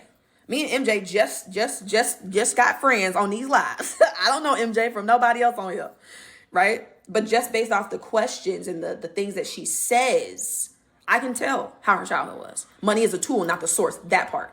So when you try to make money the source, that's where the issue comes in at. That's where your problem comes in at. I'm glad that you love it, Hannah. I have these discussions typically Monday through Thursday around 6:45 Eastern. Okay? Now, and yes, I was raised in the church too, so I felt like I was bad, and that's why. And this is the thing too. This is the other piece. This is what we may not talk about it specifically tomorrow in the masterclass, but this is a part of your identity, especially if you grew up in a Christian household, or you grew up in church, or you grew up in some type of religious setting, right? Especially in Christianity. We've been programmed to believe that, one, we're separate from God. God is in the sky. That's the number one. In the sky or in a book. Separation. They program you to believe that you were born in sin. And they also program you to believe that God loves you conditionally. Like God is judgmental and loves you conditionally. So the way that they explain it is that God is a man sitting on a throne in the sky. And he's looking down on everybody. And he's judging everybody. We were born in sin, which means we were born bad. And we have to spend our whole lives trying to be good. Because if the God in the sky looks down and sees us not being good, he's going to banish us to burn for eternity. This is exactly the programming. God loves all of us unconditionally. There's nothing, hear me clearly. I don't know who needs to hear this. There is nothing, absolutely nothing you can do for God not to love you. I don't give a shit what you do. God loves you unconditionally. Approval and love, different things. Now, if you go out and you do some wrong things, some bad things, yeah, God might not approve. But God doesn't love you less. God's not like, oh, well, I loved you 100%. Now I only love you 99%. It doesn't work like that. That's not how it works. I know that's what they told you. They lied. God does not love you conditionally. There's nothing you can do to not have God's love. You will always be loved by God. Always. There's nothing you can do to not be loved by the big G-O-D. Hear me clearly. Hear me clearly. I'm not saying that God approves of all of the things that you do. That's not what I said. What I did say was, regardless of what you do, you are loved eternally. There's nothing you can do to not be loved. Unconditionally. There is no condition to God's love. Not one. Not one condition. I know what the Bible says. I know what they told you it says too. But I want you guys to understand that the Bible that we're reading is not the original. The Bible that we're reading was updated by King James. And King James was not in the position to give people power. Thank you, Hannah. I appreciate you, baby. King James didn't want people rising above him. Oh, no. So I encourage you guys, right, to take things with a grain of salt. Yes, I was told that when I got sick, I thought it was because God was punishing me. You see what I'm saying?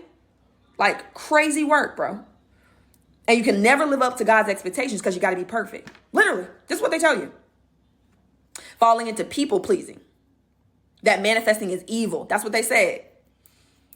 And I want you, and people, and this is the thing too. That's why anytime I kind of talk about it specifically, when people ask me, I tell them that I teach God-centered manifestation. God-centered. God is at the center of everything that I teach y'all. Y'all know this. I started off like that. How could he not love himself? Ooh, hold up. Wait a minute.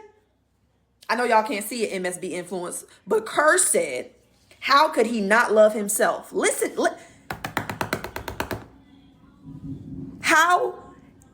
How could God not love himself? What did I tell y'all earlier? Who are you? You're God in human form. You are literally God in human form. That's who you are. When God said, I created you in my image, in the image of the creator you were created. When Jesus said, I and my Father are one. Literally. How could God not love himself? Please, please, please. Thank you for saying that. How can God not love himself? Every single one of y'all is God in a human vessel. Every single one of y'all. God is the sun. You are the sunbeam. There is a clear distinction between the sun and the sunbeam. Absolutely. But it's still one. There's no separation. There's a distinction. You are the little G-O-D. God is the big G-O-D. But y'all are one. Hear me clearly. I got you, Bendy. Talk to him. Hey, Steve, how are you, baby? How are you, love? When did you get in here? Did you just pop in? Now, let me pull this back forward. Okay? Now, let me back up. Let me make sure I got everything in here. Woo, God, you did that. You did that. How could God not love himself? Oh my goodness. I need this type of Bible study, period. So all along we were really manifesting the punishing of our bad situation. We punish ourselves. Just popped in. Okay, great. I believe subconsciously I'm unworthy of healing because I've been sick for so long. Oh, bright star. Beautiful. That is a beautiful awareness. I believe subconsciously I'm unworthy of healing because I've been sick for so long. Do y'all understand that? I believe subconsciously I'm unworthy of healing because I've been sick for so long. Do y'all understand that?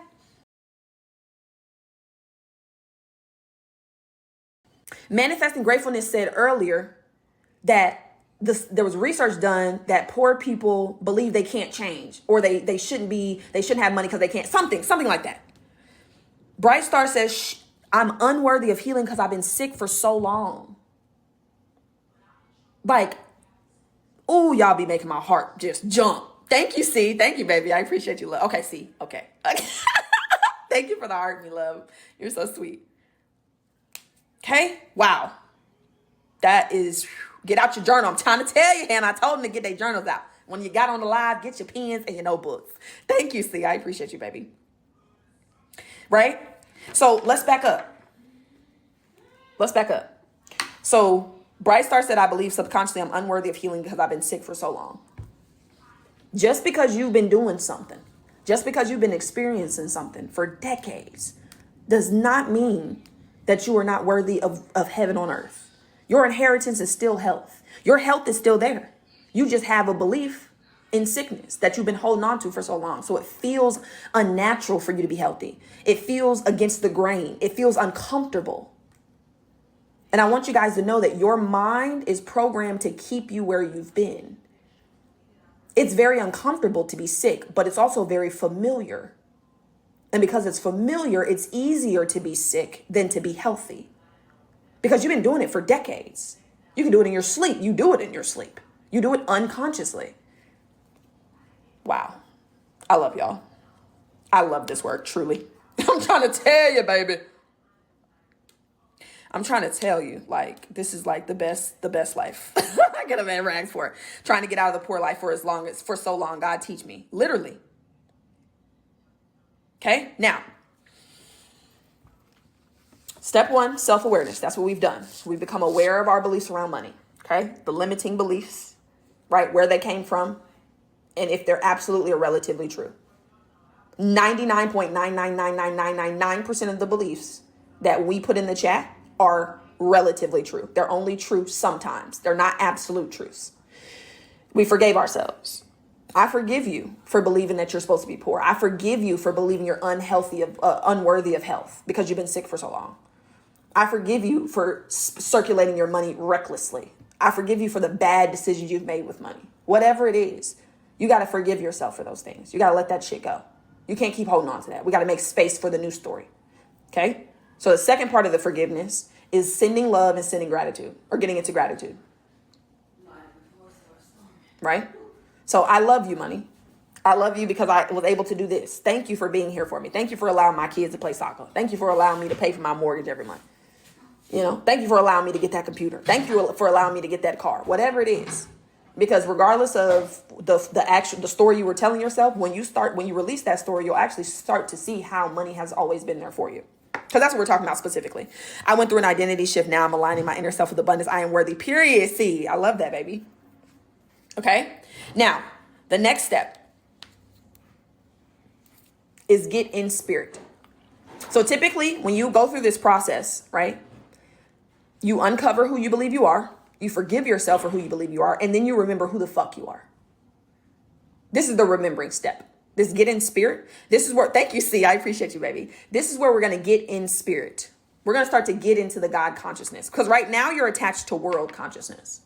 You're attached to what the world's been telling you. And what is the world consciousness? Lack, limitation, scarcity, doubt, worry. Remember, let's be clear. You're not becoming someone you've never been. You're becoming who you've always been. You're becoming aware of who you've always been. You can never not be God. There's nothing you can do to not. It's not possible. You will always be the big God or the little God in the vessel. Always. Regardless of if you forget or not. So the world has programmed you to forget. Now that you know, you can't unknow. Thank you for leading me here. Absolutely. Like, you have to understand everything that I teach you guys. I'm not teaching you new shit. I'm not teaching you anything you don't already know. You just don't know that you know it because you know it subconsciously. That means you're unaware of what you know. I just make you aware of it. You've always known you were God in human form. You just forgot. You've been programmed to forget. You've always had the health. You've just been programmed to forget it. You've been programmed to believe in sickness. Bright Star has the health right now. They just can't see it physically because they're so stuck in the idea of sickness because they've been in it for so long. It's like natural now. But you are God in human form. You are literally the divine in a physical vessel. So the get in spirit step is for you to remember who you are. This is where we're going to start to detach from world consciousness. You got to let that shit go.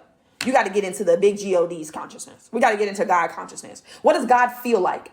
If I said, what does God feel like? What is the feeling? God feels abundant. God feels like love. God feels like joy. God feels like bliss. God feels like faith. God feels like confidence. Your job in the third step is to remember who you are and to start to get into that feeling of your power. Every single one of y'all on here is the most powerful manifester in the world. Believe it or not, the life you're living right now, you manifested it. And guess what? You didn't even know you were manifested. That's the part that's even more powerful. Like, you didn't even know. You didn't even know you were doing it. I mean, like, you ain't had to put no effort. Crazy. Thank you, C. I appreciate you, baby. Thank you, love. I appreciate it. Thank you.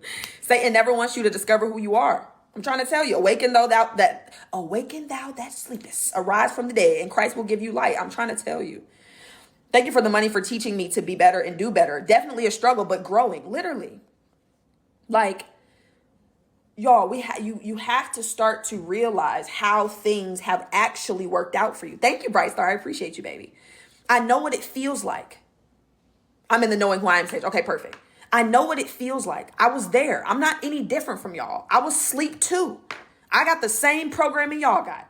I didn't get different programming, but I've spent the last 5 years reprogramming myself. Now, I don't got to take you that long. I give you tools that help you do it in a fraction of the time, literally. But I was asleep too. But you know why I created this? Because the desire was always there. God was always in the background. God was always like, oh no, there's more for you. Oh no, you're going to do something different. Oh no, there's more for you. Thank you, Hannah. Thank you for the roses, baby. There's more for you. Oh no, there's more for you. You're my child. God kept whispering to me. I kept listening to the outside world. 23 years. And then when I got into the awakening, I was still listening to the outside world. Another 3 years. God is always speaking to us. God can't not. You are God. God's never going to stop speaking to you. Doesn't matter how much the outside world is bogging you down. God is always speaking to you. Always. Always. Greetings. Hello, DS. How are you?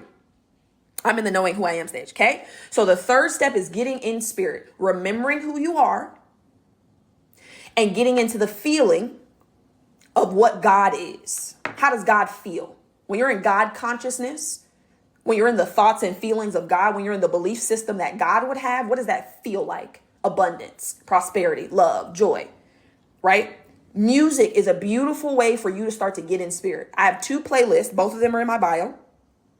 I got 2 playlists, tons of music on there that gets me in spirit, reminds me of who I am, of my power, about the fact that I'm unstoppable, loving on myself, all types of music. Music is a beautiful way to get in spirit.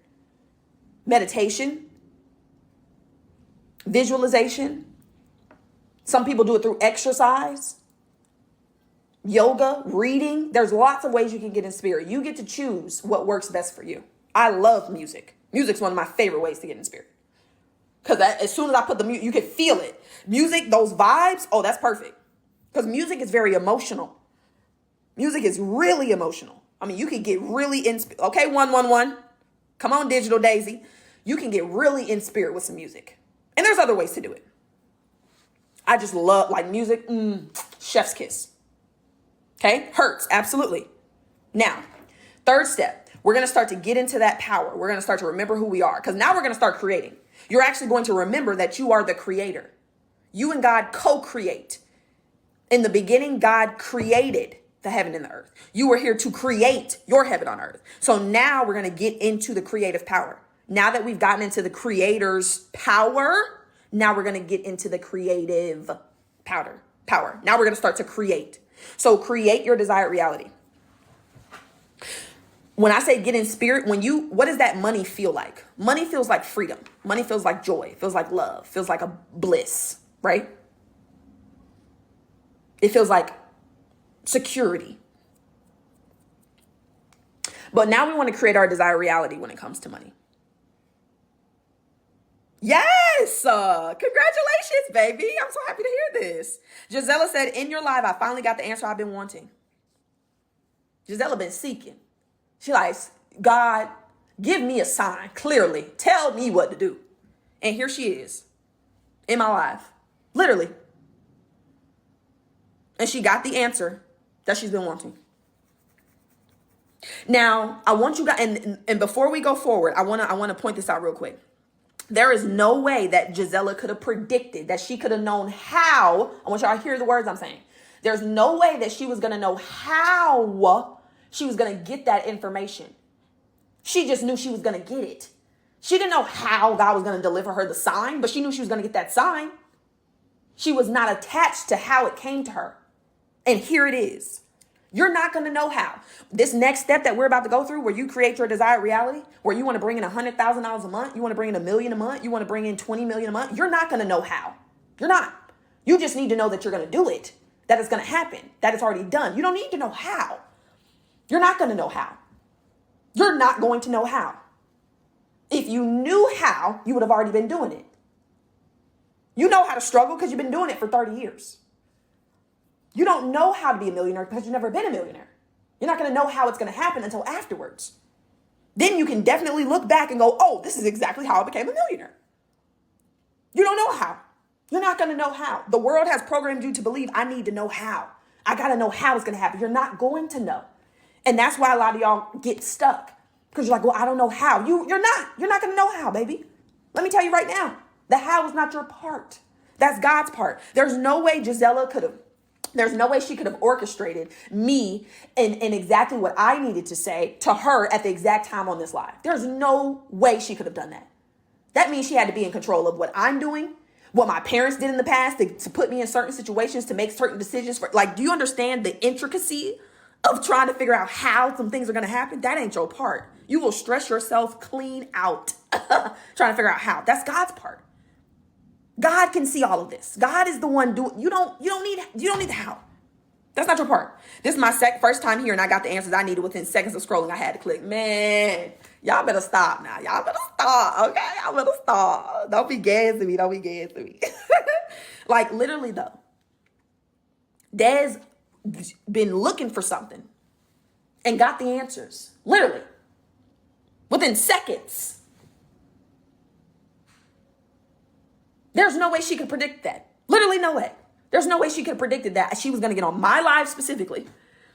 I was going to say something, or somebody else was going to say something in the chat and get exactly what she needed. How would she have figured that out? She wouldn't have, because that's not her part. She just knew she wanted the answer. She just knew she was going to get the answers.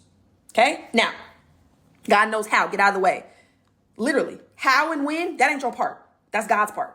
How, when, and where. You asking the wrong questions. You need to know what.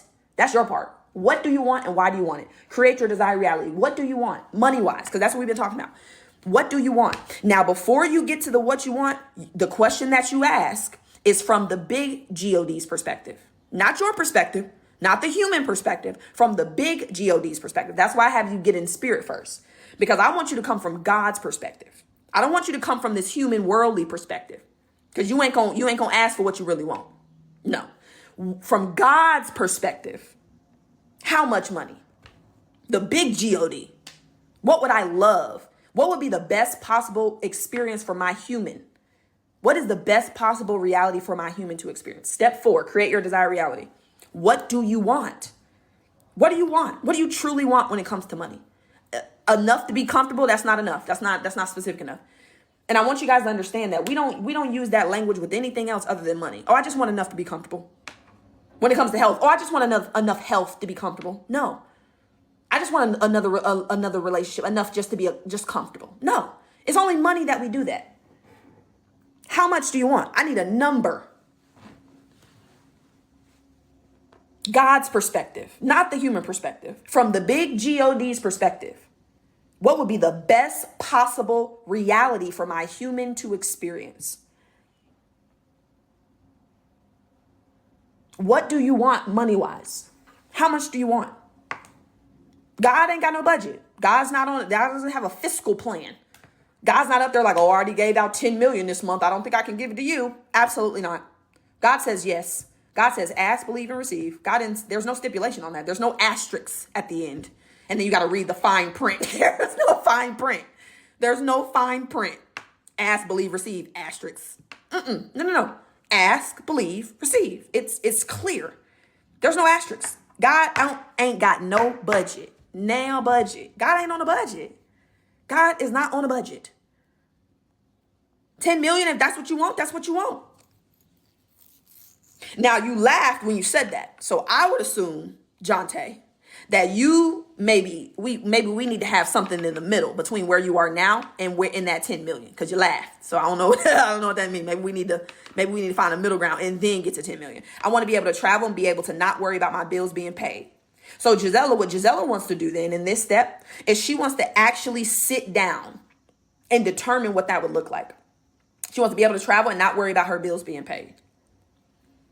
So one way that you can do this, if you're not sure of the number yet, right? If you're not, you haven't thought about it, whatever your yearly income is, right? You can either double it or make your yearly income your monthly income.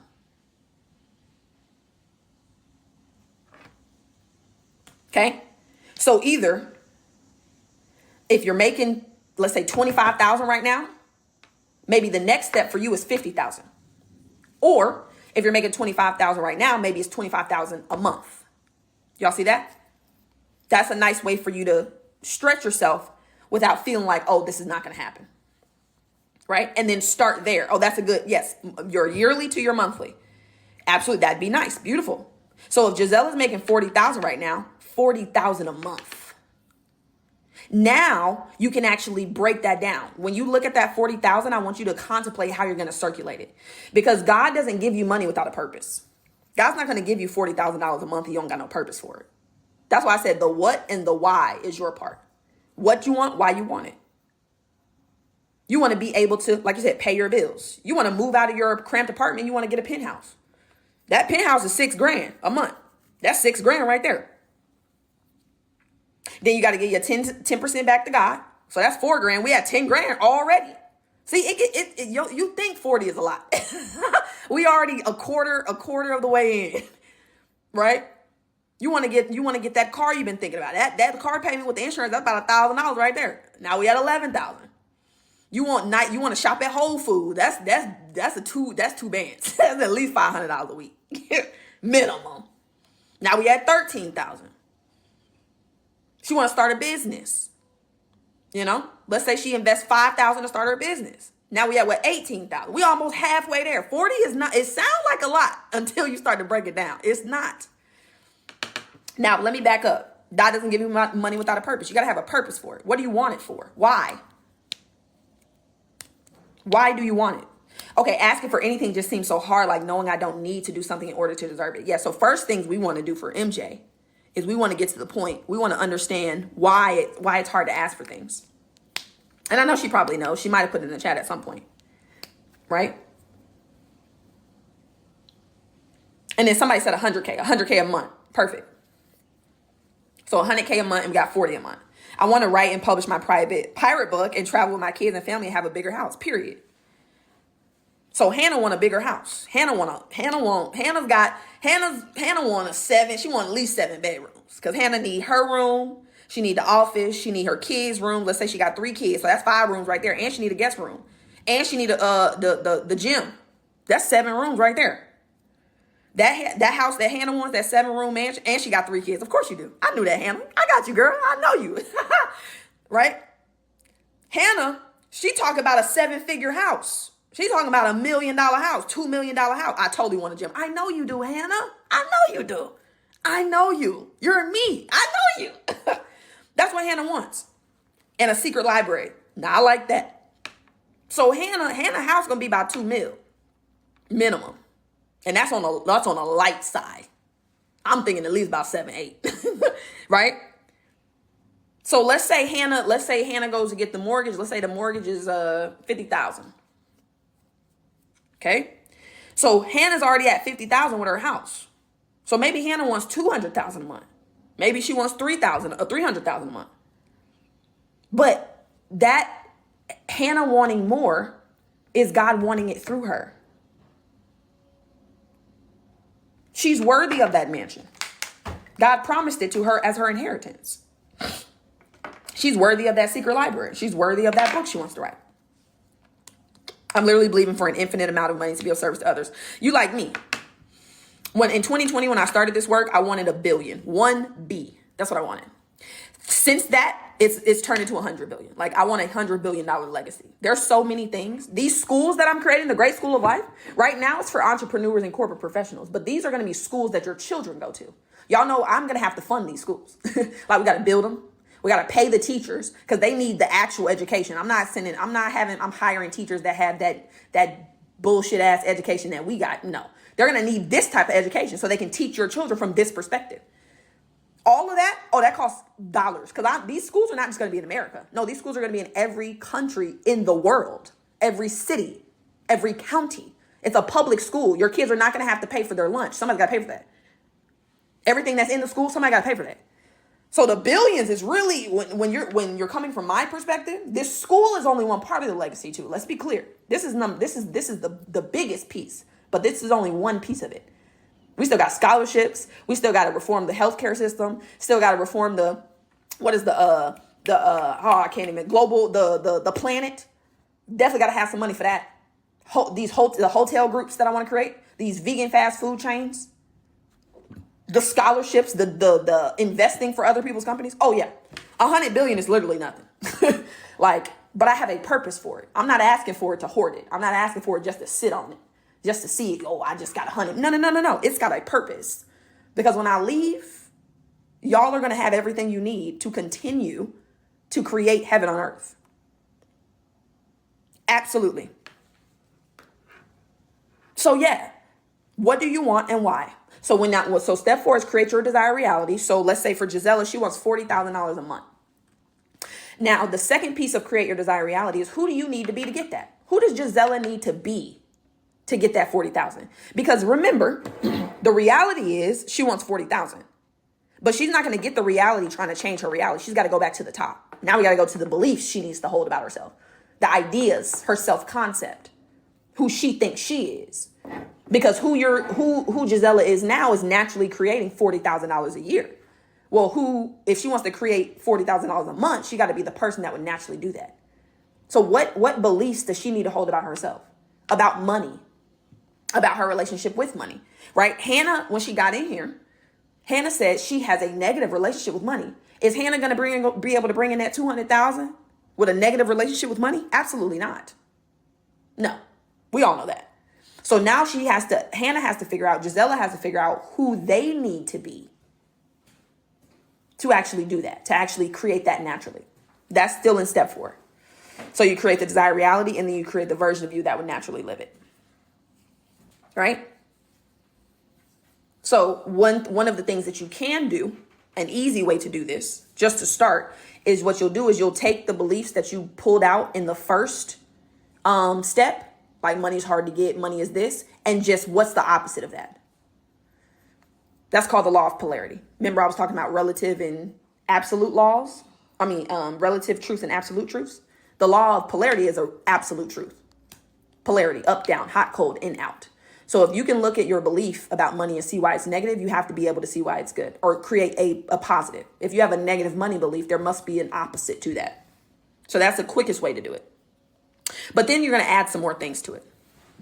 Okay? I don't think I've ever been on live this long. I'm about to get off here because I do have to do this tomorrow. But step 4, create the desired reality and create the version of you that would naturally live it. Who do you need to be to create that life? What does your self-concept need to be for somebody that brings in $40,000 a month? Okay. Then you're going to get into step 5.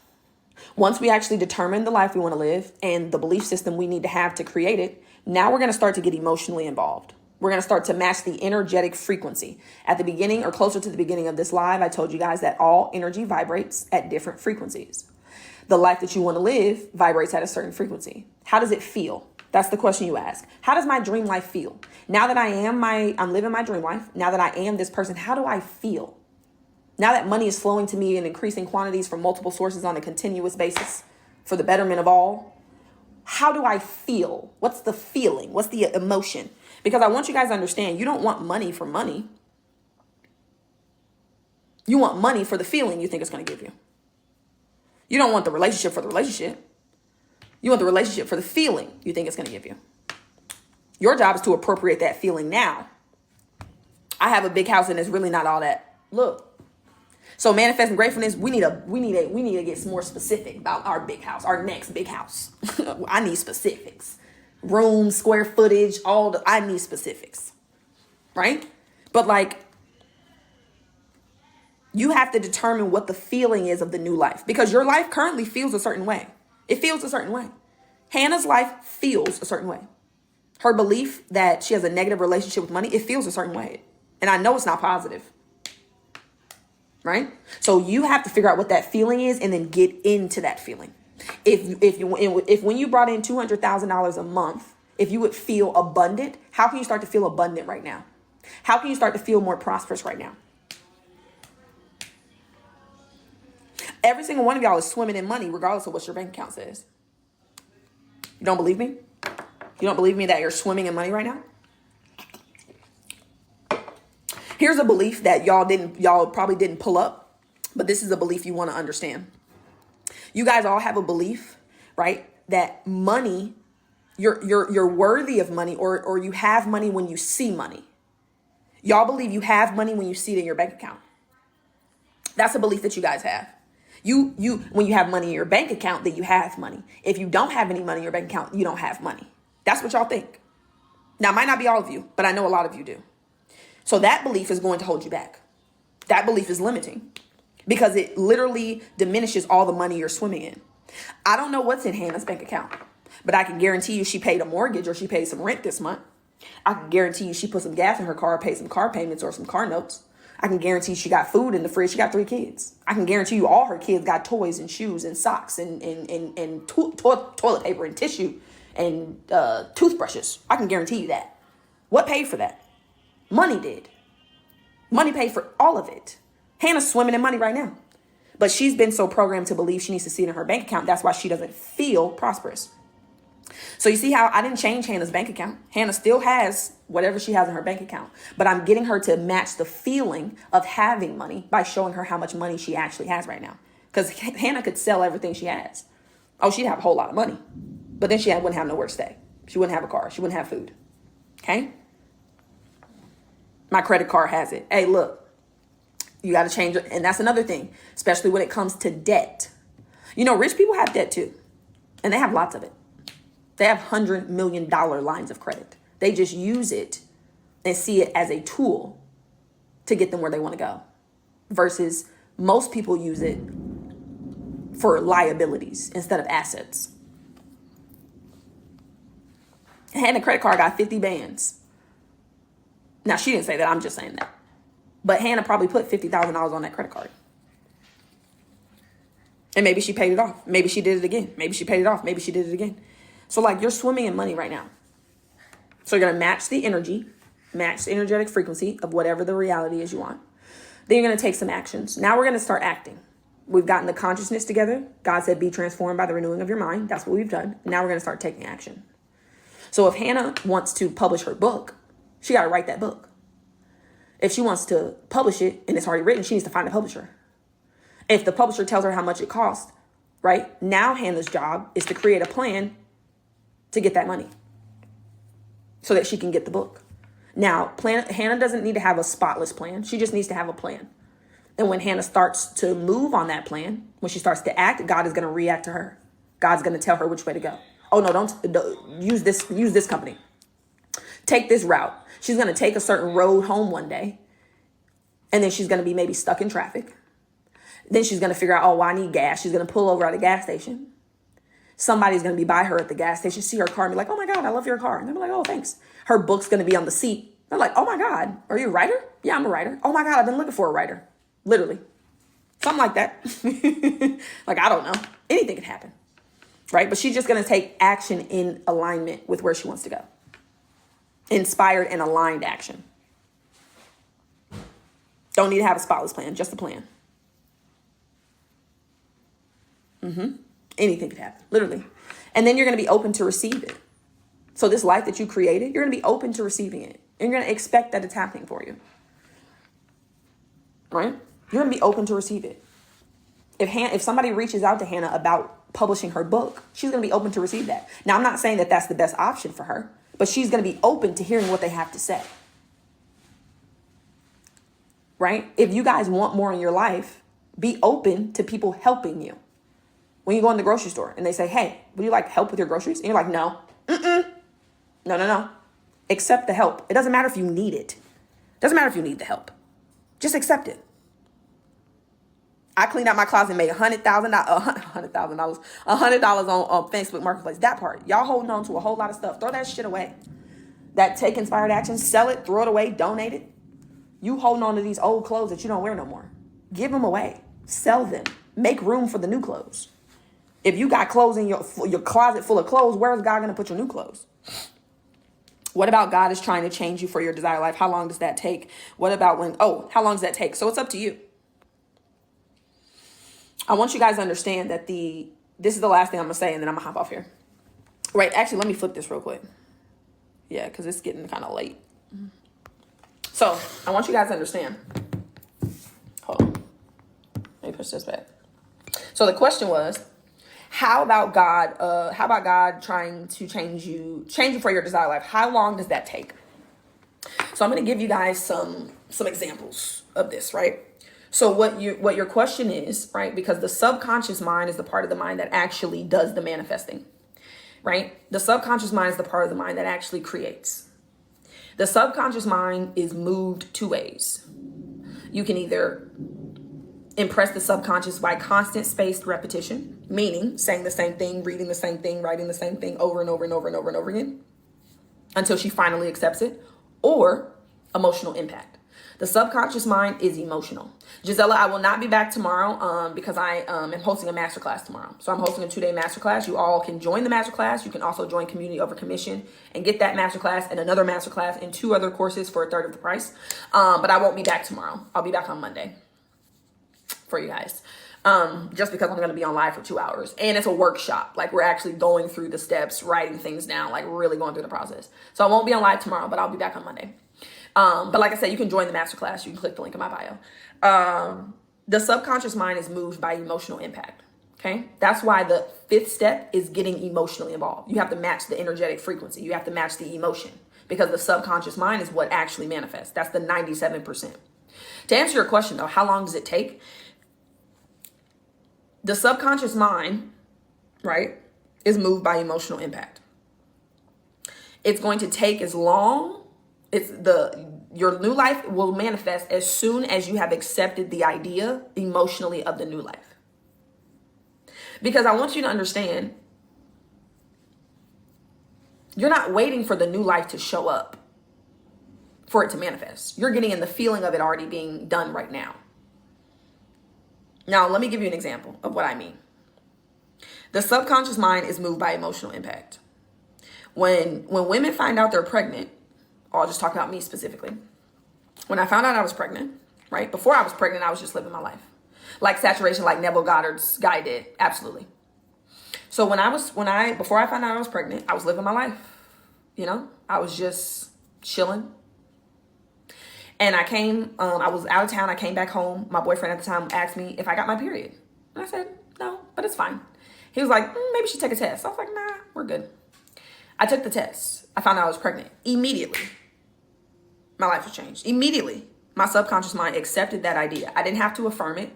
I didn't have to say anything. It was instantaneous. As soon as I got emotional, as soon as I saw those lines, The emotional impact of finding out that I was carrying life changed me forever, instantly. I didn't have to do it. It didn't take any time. It was instant. Okay? So what I want you guys to understand is, if you also think about this piece of it, once you find out you're pregnant, the day that you find out you're pregnant is not the day that you get the baby, right? There's a period of gestation, the gestation period, that has to elapse before that baby is ready to be physically manifested through your body. It's the same thing with ideas, but there's no like guideline. Like there's no book that says, okay, if you want to manifest 100,000, it's going to take you 3 months. It's going to take you 2 days. It's going to take you, there's no guide for that, because it's based off how quickly you can get emotionally involved with it and detach from it. Okay. So there's ways for you to do it, right, that are quicker, right? And that's something that I teach as well, but there's no timeline. There's no set timeline. Like we know for babies, it takes 9 months. The gestation period for the idea, the seed of a baby, to a physical human or spiritual being in a human body, we know that is 9 months. We can tell you exactly how long it's going to take. Ideas are not like that. There's no like guidebook, right? It's up to you. Like the last mentor that I worked with, she made her first million in 7 months. Some people take 40 years to create millions, or years, right? So there's no like rule book. What about when you get something you weren't ready for? What did you get that you weren't ready for? While you answer that question, yes, I'm gonna let me know how I can support you guys. Let me know what it is that you need from me. If you're interested in anything that I offer, you can click the link in my bio. You can apply to join Thinking from the End. That's a 6-month course that I take you guys through. We go fine tooth through your life, right? We talked about money today. The Thinking from the End course is everything in your life that we focus on. You can also join Community Over Commission. I do shorter courses in Community Over Commission. They're very specific to a certain area in your life. And then outside of that, you guys can join my YouTube. You guys can join my other TikTok, my Instagram. You can always send me a DM if you have a question about anything. I'm talking about how God can prune you and get you ready for your desires. So when you get something you weren't ready for, I'm talking about how God can prune you and get you ready for your desires. So, but you said about your subconscious, I'm just curious what's the difference, because things can. So all 3 of my YouTubes are in the bio, Bright Star. So I have msbinfluence, I have God Speaks Through M. Simone, and I have the Great School of Life. But yeah, there's 3 of them. But you said it's about your subconscious. I'm just curious about the difference, because things can come when you're not ready. Things are always going to come when you're ready. You may not feel ready, but you are ready. If it came, you're ready for it. If it came, you're ready for it. Things always come when you're ready, regardless of if you believe you're ready or not. If it came, you were ready for it. You were ready for whatever win you were going to get, or whatever lesson was going to come from that. You were ready for that. Now, send me a DM though. Houston's hottest. Send me a DM so we can finish this conversation, because I'm about to hop off here. Let me know how I can support you guys. I love you all. If you have any questions, Bright Star, send me a DM. If you have any questions, right? Because again, it will come when you're ready. So you may feel as if you're ready, but you're not. But again, send me a DM. If you guys have any questions, please reach out to me.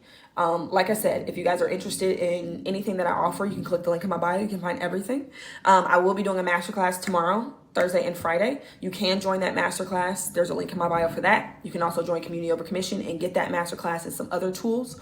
Outside of that, let me know how I can support you. Thank you so much. So many gems tonight. I appreciate your wisdom and sharing. You're welcome, love. You're welcome, D. I appreciate you.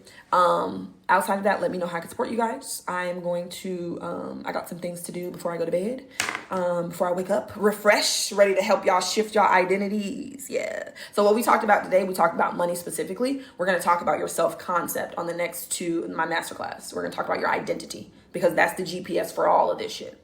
Thank you so much, Bright Star. I appreciate you, baby, for the roses. So everything you guys need to move forward with anything that I offer is in my bio. I will be back on live on Monday around 6:45 Eastern Standard Time. In the meantime, like I said, reach out. Send me a DM. I am very much so in my DMs. I will see you guys on Monday.